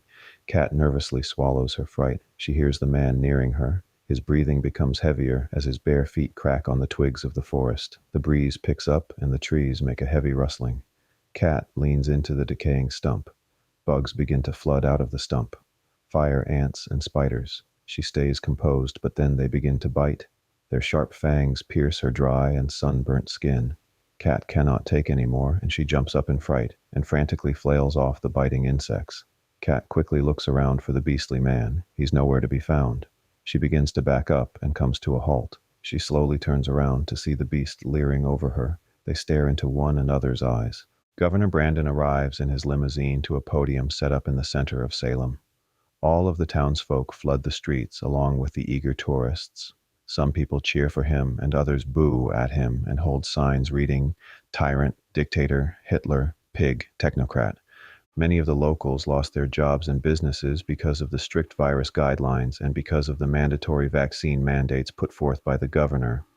Some were on board until the outbreak of illnesses in young boys, along with the miscarriages in young women, all due to the pushing of the harmless vaccine. There was a slew of health problems in all of the school systems, and they had blamed it on the mutated virus until a brave doctor and a journalist came forth to tell the truth. Both of these men lost their jobs and livelihood after they were banned and repeatedly censored off of social media platforms. The doctor lost his medical license, and the journalist was barred from every media company in the Boston area, though they together organized in-person gatherings by word of mouth and developed a large following. Dr. Truth and Eddie Light stand amongst the crowd and peacefully attempt to resist the new pharmaceutical company coming to Massachusetts. The majority of the people show that more and more people were beginning to see the truth after all of the exploited lies, but there were still the zombified puppets that lacked any sense of individualized thought and logic. Eli takes the stage next to his brother as the governor begins to speak. As many of you are aware, I was born and raised in this historic town, Salem, and I love everything about it. My brother is the mayor here. My family is still here. In fact, our original home is now a landmark that houses, educates, and feeds the homeless. As many of you know, there have been several unsolved murders approaching this Halloween season, and the state of Massachusetts, as well as the elected city officials of Salem, feel that it is within our duty to protect its people and its tourists, and that is exactly what we shall do. We shall do this by canceling Halloween this year. The crowd angrily screams, enraged, looking to one and other with "what the fuck" eyes. This will be a big dent in our economy, being that Salem alone generates more than $100 million a year from our rich history. But my brother and I feel that the young lives lost are worth far more than tradition and tourism. We will be implementing mandatory lockdowns and curfews similar to the virus lockdowns. All citizens are to remain indoors once the sun goes down at 5 p.m. As public servants, it is our duty to protect you, and our police force will most definitely continue to do so. You mean the police force that you fired because they didn't bend to your tyrannical will? Dr. Truth yells. He has a particular passion for Massachusetts because this is where his practice was. The governor is responsible for getting his license revoked due to the lobbying brought on by the pharmaceutical companies that he was partnering with. Other groups in the audience agree and hold signs reading, "Our right to choose. The jab is deadly. Science is truth." Governor Brandon looks to the townsfolk bothered and nods his head with a grin, reclenching his fist. Yes, we've learned that even the highest elected officials in our government have made mistakes in the past, and some parts of science have been skewed due to money. But this doesn't mean we're not looking out for your best interest. In fact, our police force will most definitely be coming back and not losing any of their benefits or pension, as I lift the mandate on mandatory vaccinations throughout the state of Massachusetts today. Another person yells, "Because re-election is coming." Eddie Light holds a camera on a gimbal and records the whole thing, panning back and forth from the crowd to the politicians. You signed a deal for one of the largest pharmaceutical corporations to come to Massachusetts. Then there will soon be even more lobbying both locally and nationally, a woman loudly states. Governor Brandon smiles. "We have created over 100,000 new jobs and tax revenue to the state of Massachusetts, ranging well over $1 billion. You are welcome. Lockdowns begin today. Thank you for your time and patience," the governor firmly says. Mixed cheers and screams are heard amongst the crowd. Fights between the freethinkers and the followers begin to break out. Many of the people that lost their businesses are just simply fed up. Police try to break up the fights, but there are way too many people pushing and shoving in the street. The chaos can't be controlled. The governor and his brother disappear into the limousine and attempt to drive through the angry crowd. A green slushie is thrown upon their windshield as angry screams are heard. Thomas and Claudia hear the commotion in the distance. Police begin to turn on their sirens and speak into their megaphones. "Disperse, or we will be ordered to use force." Thomas looks around for the O. He sees that he's across the street nearing the magic shop. "Come on," Thomas says to Claudia. He grabs her hand and they cross the street as the chaos of the roaring crowd makes their way to them, following the official's car. People continue to run after the limousine as it slowly drives through the angry people. Thomas looks around to all of the chaos while moving with Claudia through the craziness. Inside of the limo, James looks out to all of the angry people. The governor's eyes stare to him and James feels his gaze. He presses a button, raising the divider between them and the driver. "Dinner tonight," the governor sternly says. "I can't. I have to get home," James replies. Silence fills the car. The governor stares through him. James feels something is off. The car finally moves through the busy tourist streets and moves to the highway. Eli sits in the pews at the church. He looks to the statue of Jesus mounted up above with admiration. Blake walks down the pews and then sits near him. "This world will become more chaotic as all becomes more absolute," Eli says. Blake remains silent and tentatively listens. "My brother has told me petrifying news. We must continue preaching the word of the Lord, or else this world will surely be doomed." Eli rises and begins to walk off. Blake looks to him and then looks to Jesus. He does the sign of the cross and then follows Eli. Claudia and Thomas enter the magic store. It is pitch black. There is not a soul around. Thomas looks around the shop for the detective or any bodies. "Where do you think he went?" Claudia asks while looking around the desolate shop. They hear a scream coming from the back room. Thomas and Claudia run to the back of the building. A doorway leading to concrete steps lead to a flame-lit corridor. They hear chanting echoing in the distance. Thomas cautiously walks down the creepy stairwell with Claudia not far behind. As the concrete staircase mysteriously winds around the bend to more darkness lit by the faint light of flames, Claudia and Thomas trek to the chants as they grow louder. They finally reach the bottom and look down to a hallway that seems endless. "Hey!" Detective stands behind him. Thomas and Claudia jump in fright. "Fuck!" Thomas yells. Claudia holds her hand upon her heart. "Relax, it's just me," the detective says. "Why'd you come here? What is this place?" Thomas nervously looks around.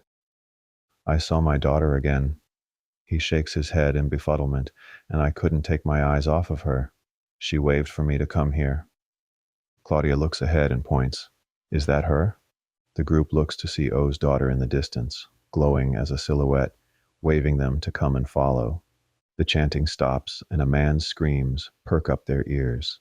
They quickly run to follow. As the ghostly silhouette of the detective's daughter fades into the air, they see a brightly lit door to their left.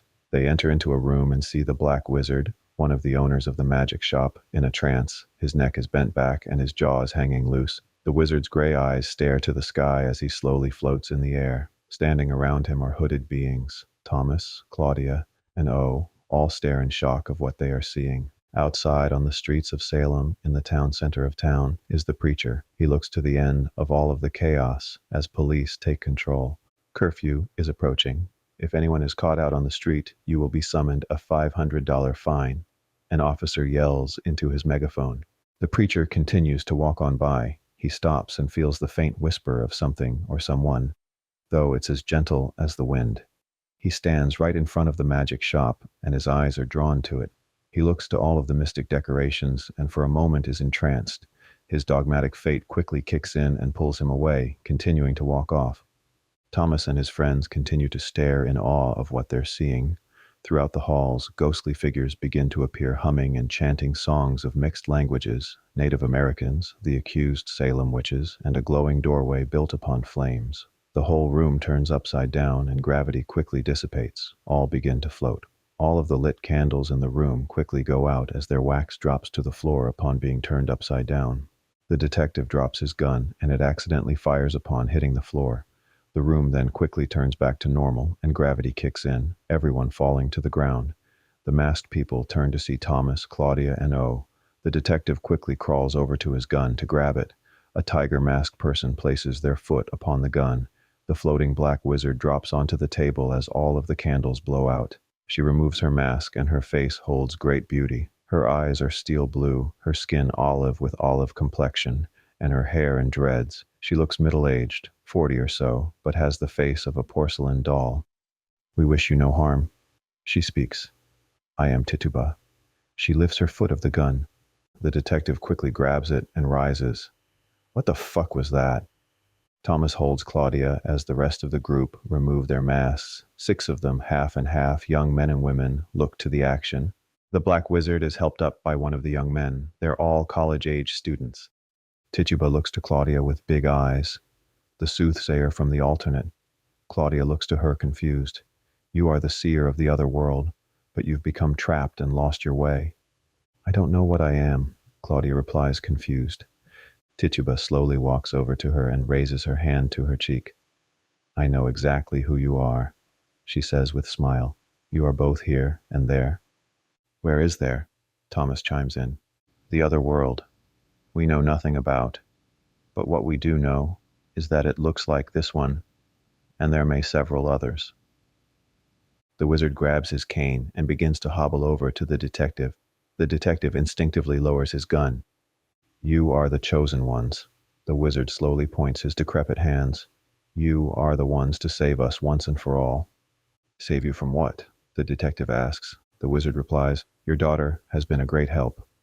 "My daughter is dead," he replies. "She is not." She is what lead you to us. The wizard replies, every person in this room was called upon by magic. After what my daughter saw, we knew that we would need help. What did you see? Claudia asks. Tituba replies, what you showed me. Tituba pours a solution into a cauldron, and a hologram takes forth. During the pandemic, something happened underground. A doorway to a different realm was discovered upon the breaking of ground for the new pharmatech building being built. The governor and his descendants have a bloodline that goes back to when the Puritan landed, and their hunger for power has only grown since then. Upon his discovery upon the gateway to another realm, the United States government soon came into the picture. Once the Chinese military discovered the tunnels directly to the United States, they then too became affiliated, being that their classified technology was far more advanced compared to this country. As the United States depended upon the release of the Chinese virus in order to experiment with gene therapy from another realm, along with the massive transfer of wealth that followed because of it, more and more oddities were discovered. The vampires, Thomas says. Many odd things have been coming to light, Tituba says. You were called here by your brother. She looks to Thomas. You were called here by your daughter. Tituba turns to the detective. You sent yourself here from the other realm in order to help us see the past and too, the future. She looks Claudia. You just got stuck outside the doorway to your realm. You were once translucent, but now you're completely here in mind, body, and spirit. Tituba strokes her hair. You are solid despite being the light of spaciousness. Why us? Thomas asks. You were the ones that chose to listen. The wizard chimes in. Presence chose you because you chose to be one with it. I remember. Claudia's eyes fill up with tears. I remember now. The detective chimes in. You said that my daughter is still alive. He says to the wizard, show me. The wizard's young followers hold him and assist him, but he waves them off. Making his way to the detective, he raises his hand and places it upon the detective's head. Instantly, the detective leaves his body and floats as a spirit. He looks down to the room as his solid form is in a trance. Upon blinking, he appears on Misery Island. He sees Cat bringing over long shrubs to a small hut, and outside of it, his daughter stands, directing her on where to put the branches down. The detective snaps out of the state and comes back to real time. Tears flood his eyes. The wizard falls to the ground weakened after using his powers. He gets helped up from his knees by a young girl. Tituba speaks. Misery Island houses one of the portals to the other realm, but the veins run underneath Salem, and further than we yet know. There's other tunnels? Thomas asks. There are different places that apparently bring you different moments in time, the future and the past. Tituba continues to speak. There is also a realm that brings fiction into reality. It seems that all that was of the once formless turned into form in some sort of very real fairy tale realm. That's why I was with the vampires, Claudia says, with a slight question. Yes, Tituba replies, but that is of this world, despite some of them coming from the other realm. So they come here from another realm and start a life here. The detective questions. Why? Corruption and the wish to a better life. Tituba says, it's no different than anyone leaving their country to come here, for the same reasons too.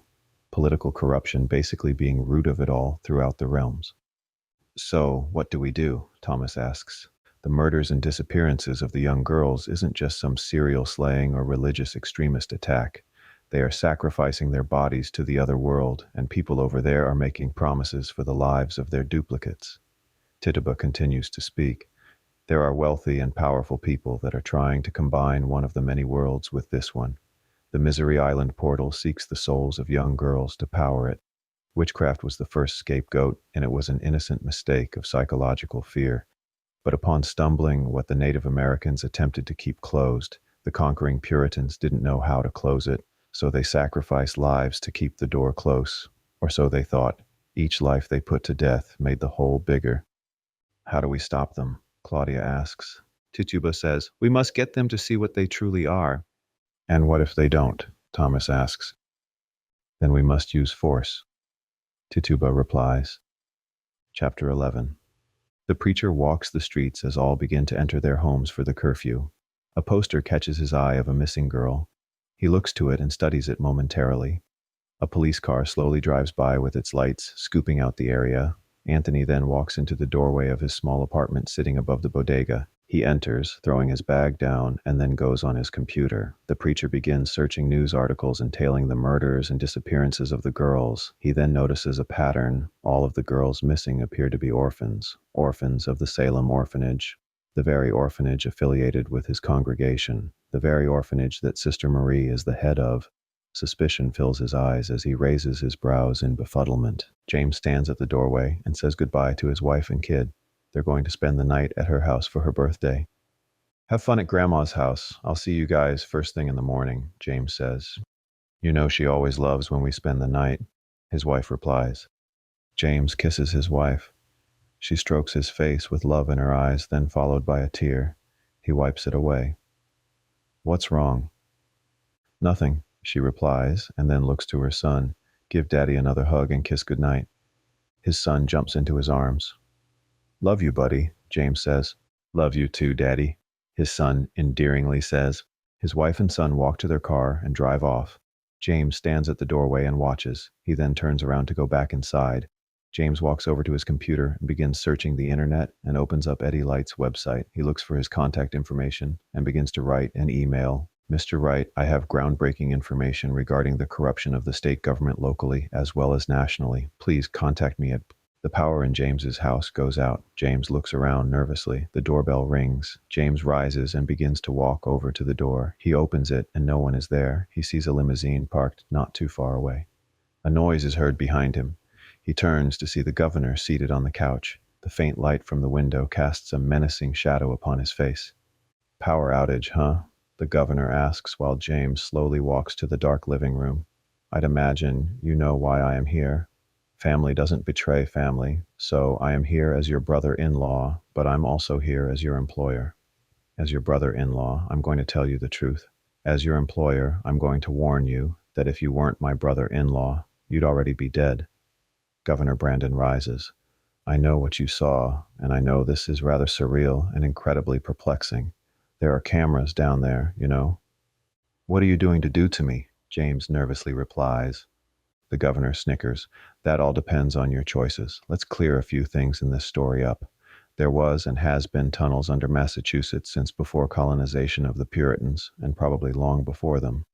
I'd imagine, if I was hypothesizing, and due to the intellect of some geologists, when Pangaea came apart 160 million years ago or so, these tunnels were formed through the shifting of tectonic plates, sinkhole collapse, and whatever it may be. Long story short, upon recent discovery, upon the construction of the new Pharmatech building, we learned that China is just around the corner and they had set up intelligence below us, underground, and this was okayed by the highest military institutions, globalists, and technocratic elites. Being that China released the virus in affiliation with the United States, it was only logical to join forces and subsidize the $1.1 trillion of American debt to the Chinese government. It was as lucrative move, and what we have here is far more valuable than money itself. In fact, though the media will tell you that the debt owed to China is very real, it's not. It's a show. China would have wiped us out a long time ago if our military wasn't so strong and our international presence wasn't so equipped to defend the U.S. Being that Massachusetts has one of the known portals to another realm, China, being the imperialists that they are working with their fellow imperialists to study the other realm and eventually colonize it. James takes in this crazy information. This is all absurd and makes no sense. Oh no, it makes perfect sense, the governor replies. And now there's been a discovery of more realms, galaxies, whatever you want to call it, and fucking vampires. That makes no sense. The governor nears James. Now, being that we're one of the wealthiest families in the United States, we're able to have power that not many people can have. And you are family, despite living like a pauper. What is in the vaccines? James promptly asks. It's a strain of RNA that we cultivated underground, he replies. So the whole world is guinea pigs, James says, sickened. We tested on some animals. Many of their deaths were slow. Some were fast. We figured those that survive will need lifelong medication, which is profit for us, and those that die cleanse the world of its overpopulation and endless fornication, and two, the insurance companies will pay out. Really, it's a win-win scenario. How do you sleep at night? James replies. Like a king, on a kind bed too, the governor sarcastically says. We are the true gods in this realm, and though our lives are temporary, we must do what we need to do for ourselves and then for our children. But we will soon find a cure for death too. Governor Brandon sternly looks to James. So, now you have choice. You are family. As your brother-in-law, I suggest you live quietly and love my sister and my nephew to the moon and back endlessly. As your employer and as your brother-in-law, if I find out that you're thinking of exploiting this information, not only will no one believe you, but I will have you locked up in the loony bin quicker than an abrupt sneeze. So tell me, James, are you going to live or are you going to die? James's eyes are filled with rage. Silence stricken him as his jaw clenches. Ah, do you hear that? The governor asks. The sound of silence. He begins to walk out. There's a bonus for you under the fireplace. Christmas came early, thank the Lord. The governor stands at the doorway. Now, if you'll excuse me, I have somewhere to be. He exits the home. James looks on sickened. The power flickers, and then all comes back on. James looks to the massive duffel bag that is obviously filled with money. He ponders deeply as to what he should do. Chapter 12. In this reality, we're only limited to see what our mind tells us, but there are multiple realities that are too real to even be real. Tituba continues to speak. Some of us are able to access them and feel them within the power of the present moment, but others are too diluted in their conditioned mind stream. In most cases, it takes tragedy to believe in the unbelievable, though many go insane by the mysteriousness that they see and feel because they identify so heavily with their thinking mind that it can't comprehend the spiritual and alternate dimensional universe, the multiverse, the different realms, the interdimensional ways of being, whatever you desire to call it. They become lost in their story. Many spiritual teachers have spoken of these realms with labels. The most prominent used are the labels heaven or hell, but the thinking mind warped the perception of these articulated metaphysical lands to something simple and controllable that the conditioned mind could grasp. The great spiritual teachers were aware that the only way to truly teach the awareness of these realms was to live by example, spreading kindness, love, peace, and harmony, while accepting the shared darkness that lives within us and in doing so innately embracing the light. But their teaching soon became misconstrued. Tituba continues to speak. This tunnel goes directly to Misery Island. Thomas, Claudia, and the detective all look to the doorway that goes underwater. It's like a walk-through aquarium with great beauty. A magical wand sits at the entry of the doorway and gently shimmers. It appears that this is holding the water from crashing down. What are we going to do? Thomas asks. Tituba replies, ambush them. This is the island where it all began. The portals, the persecution, the torture. Now remember, it's a place where man can become either a vessel of light or a shadowy, hungry beast. An unorganized religion that is older than God lives here. They are going to sacrifice 2 girls, and this will be the 13th sacrifice to open the doorway to the next realm. Then, those that desire to conquer the next realm will be able to do so. Why did they kill Countess Cassandra? Thomas asks. She was one of us, and she had the media power to exploit them. Tituba continues. She was going to help show the people what the corrupt government was doing and planning. That's why she was holding that event. It wasn't for her film, it was to tell the truth to the people. Claudia asks, why don't I know how to use my powers? Your powers will come when you truly accept where you are. Tituba says, then you will know. What if I arrest these people? Detective asks. It's a start, but it won't be enough. They have enough money to pay off the whole judicial system. The only way to stop them is to get them to see. I'm sorry, but you keep saying that. But how the fuck are we going to do it? Thomas asks. You will know when the time is right, Tituba says. Do guns work on this people? Detective O asks. Violence is never the answer, Tituba says. But yes, if need be, with the utmost resistance, bullets will end their lives, but it's not just them. This goes worldwide. Thomas chimes in. So, if we stop these people, we save the world. We throw a wrench into their plan, but there is more work to be done, Tituba says. Her eyes grow wide and she stares off in space as she has a vision. You must go. Darkness has fallen in their beginning. Thomas, Claudia, and the detective all look to one another with nervous eyes. They begin through the swooshing tunnel of water. Tituba stops Claudia. You will know when the time is right. Claudia looks to her and stoically nods, proceeding on through behind Thomas and the detective. Thomas turns to Tituba in midst of the tunnel. Can't you come with us? I must hold this open, she says, referring to the tunnel.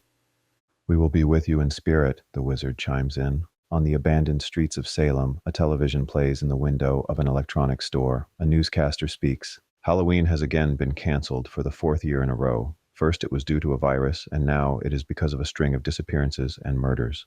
Though it is a compassionate move, economically it wasn't the best, and its townsfolk weren't too happy about it, taking to the streets before the curfew had set in. The city of Salem will lose a near hundreds of millions of dollars, and the governor had this to say. On television, the governor speaks. I have spoken to our president, and he has agreed to give money to the citizens of Massachusetts and money to the people of Salem. The support and financial care during economic hardship is what this country was built upon. Failure and opportunity, risk and reward. This is what our founding fathers would have done and would have wanted for us now. Some businesses will see as much as $10,000, depending on their annual gross and profit-generating factor. There will be no loss to the great state of Massachusetts. There will only be safety and security for our people and its economy. Tabitha and Emily walk their university streets dressed up in a costume. Tabitha as Chucky the doll and Emily as Kathy Bates's misery character. Don't you think that it's odd of them to allow college students out after curfew? Emily asks. Well, we're only allowed out on campus, Tabitha replies. How else would we get around and eat and go to class and shit? They approach a small walkway and decide to walk on through. Emily feels the presence of something. She nervously turns around. Someone stands in the darkness at the end of the walkway. She then turns back around to see Tabitha is gone. Tabitha, Emily yells as she nervously looks around. The being at the end of the walkway is no longer standing there. Emily turns around and begins to run off, but there are cloaked beings blocking each way. They stand on the quiet streets. A streetlight wobbles back and forth from the light gust of the wind, eerily creaking. Emily does not know which way to go because there is no way to go. There is no way out. Preacher wakes up from his couch in a fright. He calms his breath and then walks over to a window. He looks to the moon and then is compelled to leave. The preacher grabs his jacket and makes his way out the door. He walks to the streets but doesn't know where to go. An orb of light appears in the middle of the street and he begins to follow it, but jumps back and hides behind trash cans as a police officer drives on by. He waits for a moment and then rises. He looks for the orb of light and continues to follow it. Beneath the store of the wizard shop, the wayward group wanders through the oceanic tunnel. If this thing comes down on us, we're dead, Thomas says while observing the tunnel, placing his hand in the water. And frozen. He shakes the cold water off of his hand. They all hear a noise and come to a halt. A deep humming is heard. Detective grabs hold of his gun tightly. Silence momentarily fills their ears. And then, to their amazement, a whale swims overhead. They look to it in awe. Babies soon follow. They hum as they swim on by. The group looks to it in awe. They know you're coming.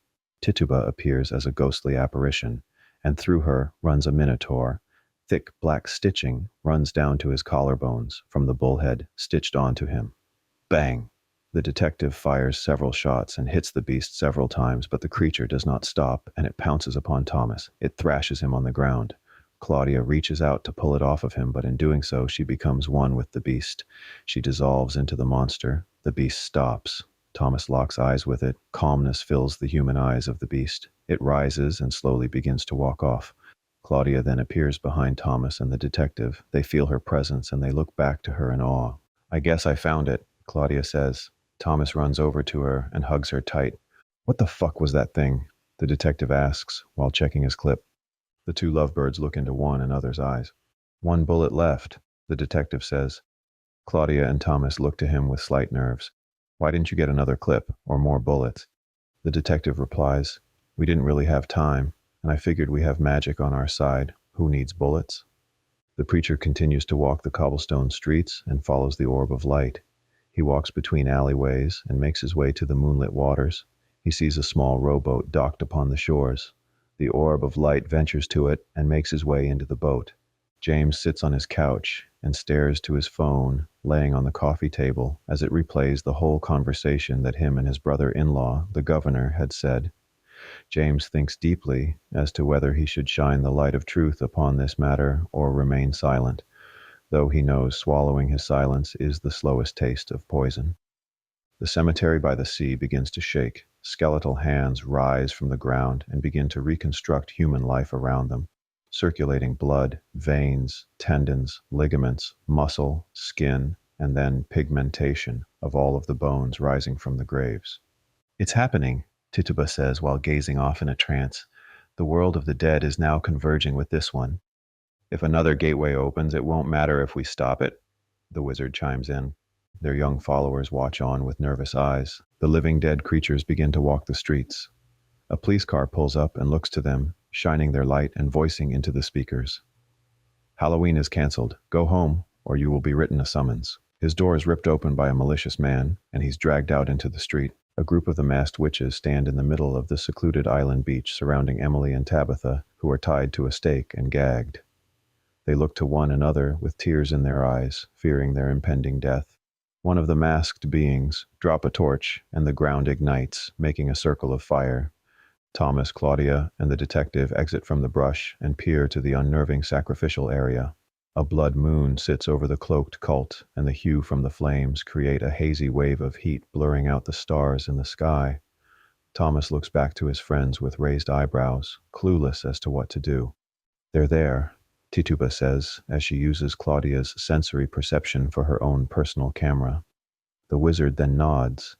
He sits down and closes his eyes and begins to utter chants of another language. The black preacher's ears perk up as he hears odd sounds echo upon the water.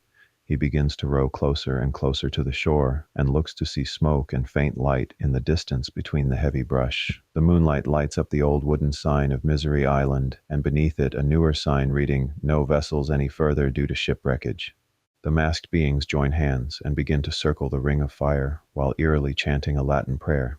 Each of them wear the mask of the burnt witch, and nearby on an altar are all of the animal masks lit with candles. Abrupt silence fills the beach, and only the thrashing waves lit by the moonlit hue is heard. Beads of sweat drop from the faces of the young girls as the sea breeze brings the flames closer and closer to their innocent skin. "Help! Please help!" Tabitha cries and pleads. Chapter 13. The preacher docks his rowboat along the shores and hears the calls for help. He sees a ghostly apparition of his mother standing, seemingly floating, with her arms open to him. He stares, dumbfounded, and walks to her with tears in his eyes, hugging her and then becoming transported to a different moment in time. He falls upon the sand and looks up to the old Misery Islands. A massive wooden ship with the carving "The Mayflower" written upon it towers over him. Native Americans exit their teepees and walk to the shores to investigate the boat. The preacher watches on in awe. A lookout on the boat looks to the indigenous people with bows in their hands and yells, "They have weapons!" The Puritans quickly arm themselves. Cannons begins to get launched upon the shore, and bullets are fired. A native woman and child drop to the ground, dead from the stray bullets. The preacher runs to them and attempts to save them, but they are most certainly dead. The preacher looks up to now see that all of the indigenous people are dead. He sees several crates with imprisoned women and men being taken off the ship, slaves from wherever they had come. The preacher then hears a humming. He looks to the blood moon, high in the sky, and follows the faint projection of salt-misted light to some sort of galactic portal. The Puritans surround the portal and look to it confused. "Dark magic," they nervously yell. The leader of the group raises his hand, silencing them. Only the waves from the shore are heard. The leader walks to the portal and gazes into it. He then sees a reflection of himself, but not of his own. His fellow colonizers nervously watch on. The leader lifts his hand and reaches into the portal, then walking through it and disappearing. The Puritans then begin to rabble nervously. A hand reappears and he exits anew. Different, but the same man. He looks to the people gathered around him. He studies them. They look new to him. Something is off about this once fearless, confident leader. His colony remains quiet and fearful. He looks as if he was just born and curious to what this life is. The leader then comes back to his original state and proclaims, "Heaven exits," he says in awe. "I saw the Lord Jesus Christ, and he said to purify the earth of all of its evils, cleanse the earth of all of its sinners." His followers are cheer and cry in awe of what they've experienced.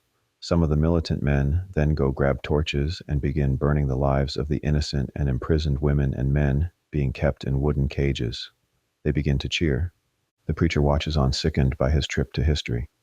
"Let them go," he frantically yells, but he cannot be heard. "Let us pray."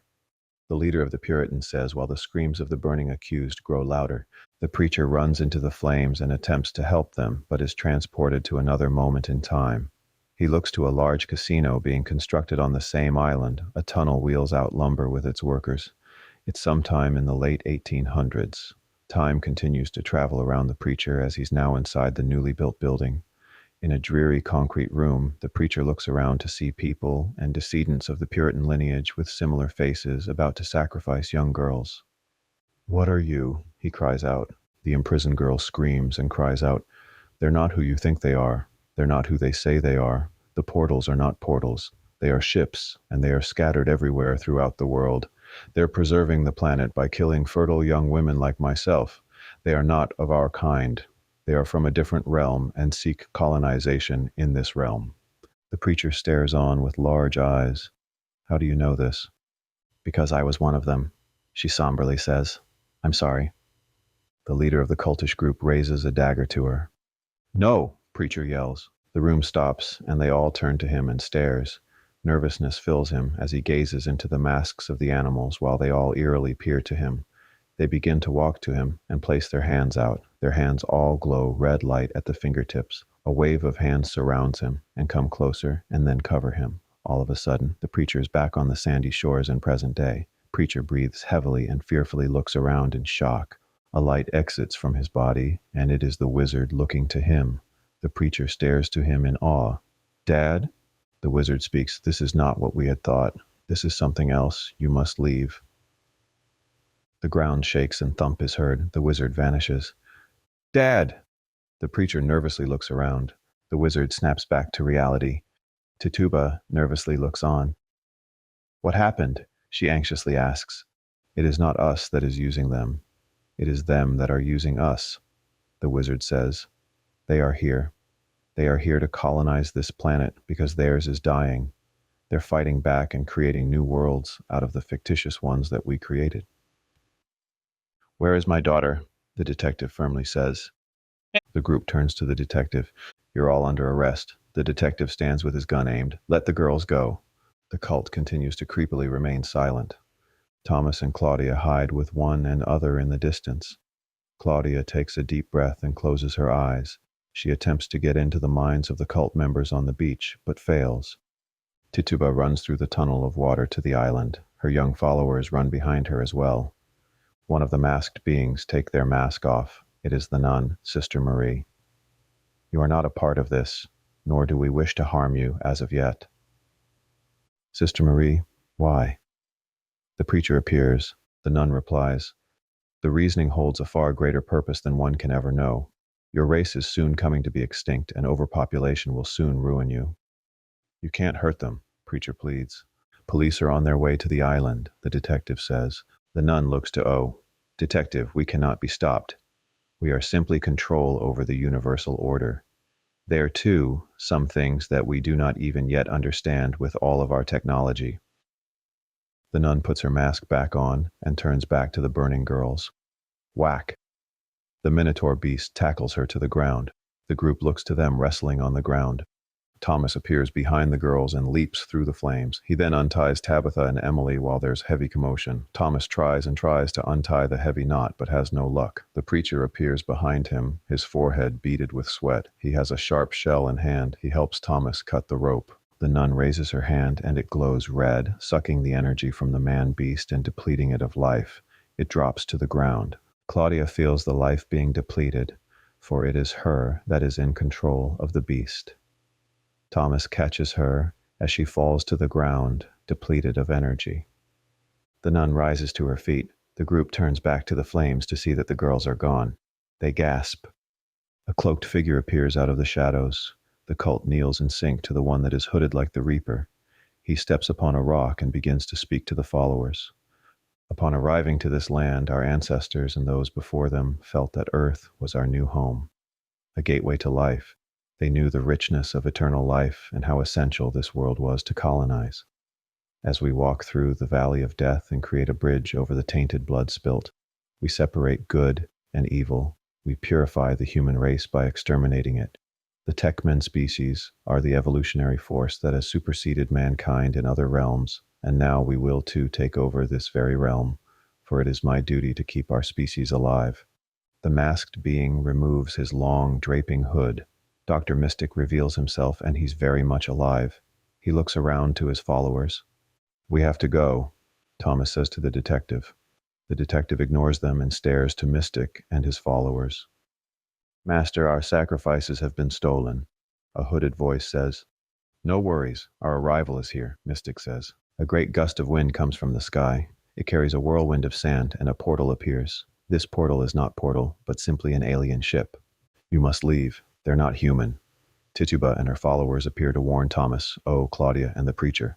The group turns around to run off, but the detective stops for a moment, aiming his gun to Mystic and firing. Bang! The bullet flies and hits Mystic in the head. Purple blood squirts out of the back of his head. The back of his skull lies open. Inside is mechanical parts fused with human bones and organs. The cult removes their masks and gasp in awe. They turn and look to the detective and his friends. They quickly run off back to the water tunnel in which they had come. The cult's fingertips all glow red as they begin to run after them. The group runs through the woods while anxiously looking over the shoulders. Thomas falls on the ground. Claudia quickly helps him up. All enter the tunnel, but the detective. He stops and looks to Tituba. "Where is my daughter?" Tituba looks to him. "I don't know if that is truly your daughter anymore," she says with apologetic eyes. "What we saw and what we thought deceived us. We must go." The detective looks back to see the alien cult quickly approaching through the woods towards them. He turns and follows his friends into the water tunnel. The group runs and makes their way through the tunnel. An underwater ship appears above their heads and lights the area. It uses a sonic boom to attempt to crash parts of the tunnel. Salt water splashes from the ceilings and sides of the wall. The preacher gets hit in the face with a punch of water, and his glasses fall off to the ground, breaking. Thomas helps him up, and the group continues to run. The underwater ship barely holds a shape and simply a disc-like reflection of the water with ambient light. Pulsing then comes from it. It begins making a weird sound. The group continues to run in fear. Tituba's followers run ahead of the group. A shadow appears over their heads, and a great white shark jumps through the water tunnel with an open mouth and takes one of the young college students, pulling him into the dark ocean. More shadows swim by overhead. Thomas, Claudia, and the remaining followers make it back to the underground labyrinth to their magic shop. Tituba quickly removes the wand holding up the tunnel of water. It comes crashing down on the cult, and they begin to disintegrate. Apparently salt water is their enemy. The wall seals up behind them. The heroes look on out of breath and confused to what they had just experienced. Silence fills them. "Did we stop them?" Claudia asks. The wizard sits in the corner of the room.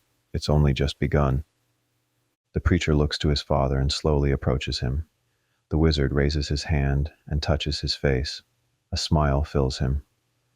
"I'm sorry," he says with a tear in his eye. They hear a noise upstairs, and all of their ears perk up. The detective's daughter appears with Kat. They turn the corner. He stares in awe. Her eyes fill with tears as he slowly walks towards her. They embrace one and other. A shadow appears behind them. It's the beast of a man. They look to him ready to fight. "No," Kat says, and goes by his side. "He's not a threat." "It's the governor." One of the young followers look to him, studying his face beneath his long, disheveled beard. "He took my life. They sent me to the other side, but I came back. I saw how they live. I saw what they intend to do." The messy doppelganger of Governor Brandon says, "They don't want a massive war. They want to take over subtly. Their focus is with taking the leaders of the world, gaining control of the military, and slowly making this world theirs." "What's over there?" Thomas asks. "On the other side?" "Their technology is far more advanced, and they've merged with technology," the true governor replies. "How long has he been you?" Detective O asks. "I've lost track of the years, but long enough for me to become this." He continues. "We thought they were portals, but they have ships placed throughout the world," Tituba says. "You thought right," the true governor says.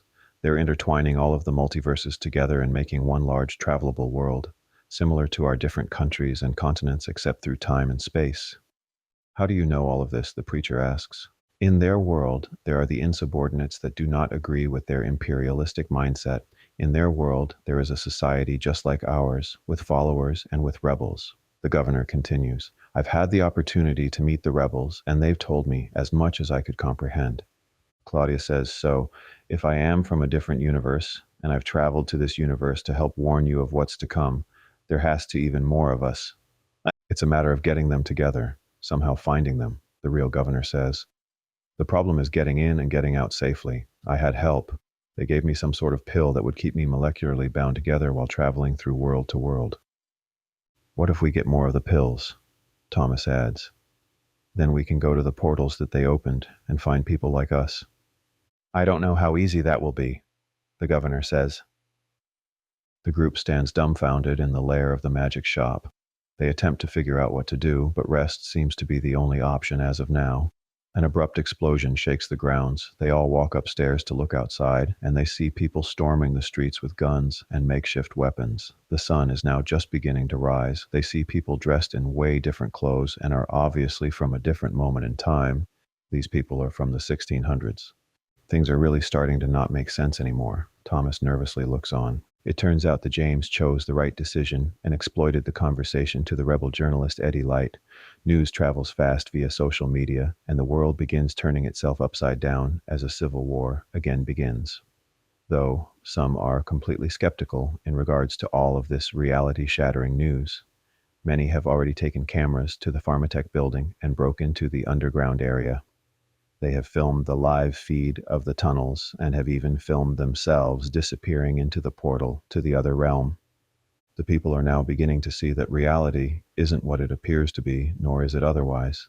The question now is, if the dead were communicating with our new group of mystic heroes to help them, where are they?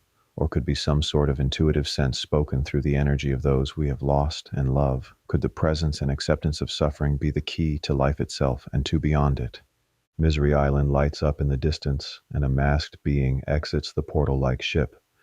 He removes his mask. The mayor and town priest looks to the scattered masks along the sandy shores and the dead body of Dr. Mystic. Silent anger fills him as he stares to the shores of Massachusetts in the distance. The imposter governor looks to the news on his television. He sees that James has decided to leak all of the information. The imposter governor walks out to his balcony that overlooks the Great Wall. He decided to go to China for a meeting, and he chose the right time to do so. With reality collapsing and worlds converging, the possibilities of what is to happen is endless. To be continued. Salem, Let the Witch Hunt Begin. Copyright Salem by Michael Angel Loayza Jr. Written by Michael Angel Loayza Jr. 2022-. All rights reserved. Loayza Studios.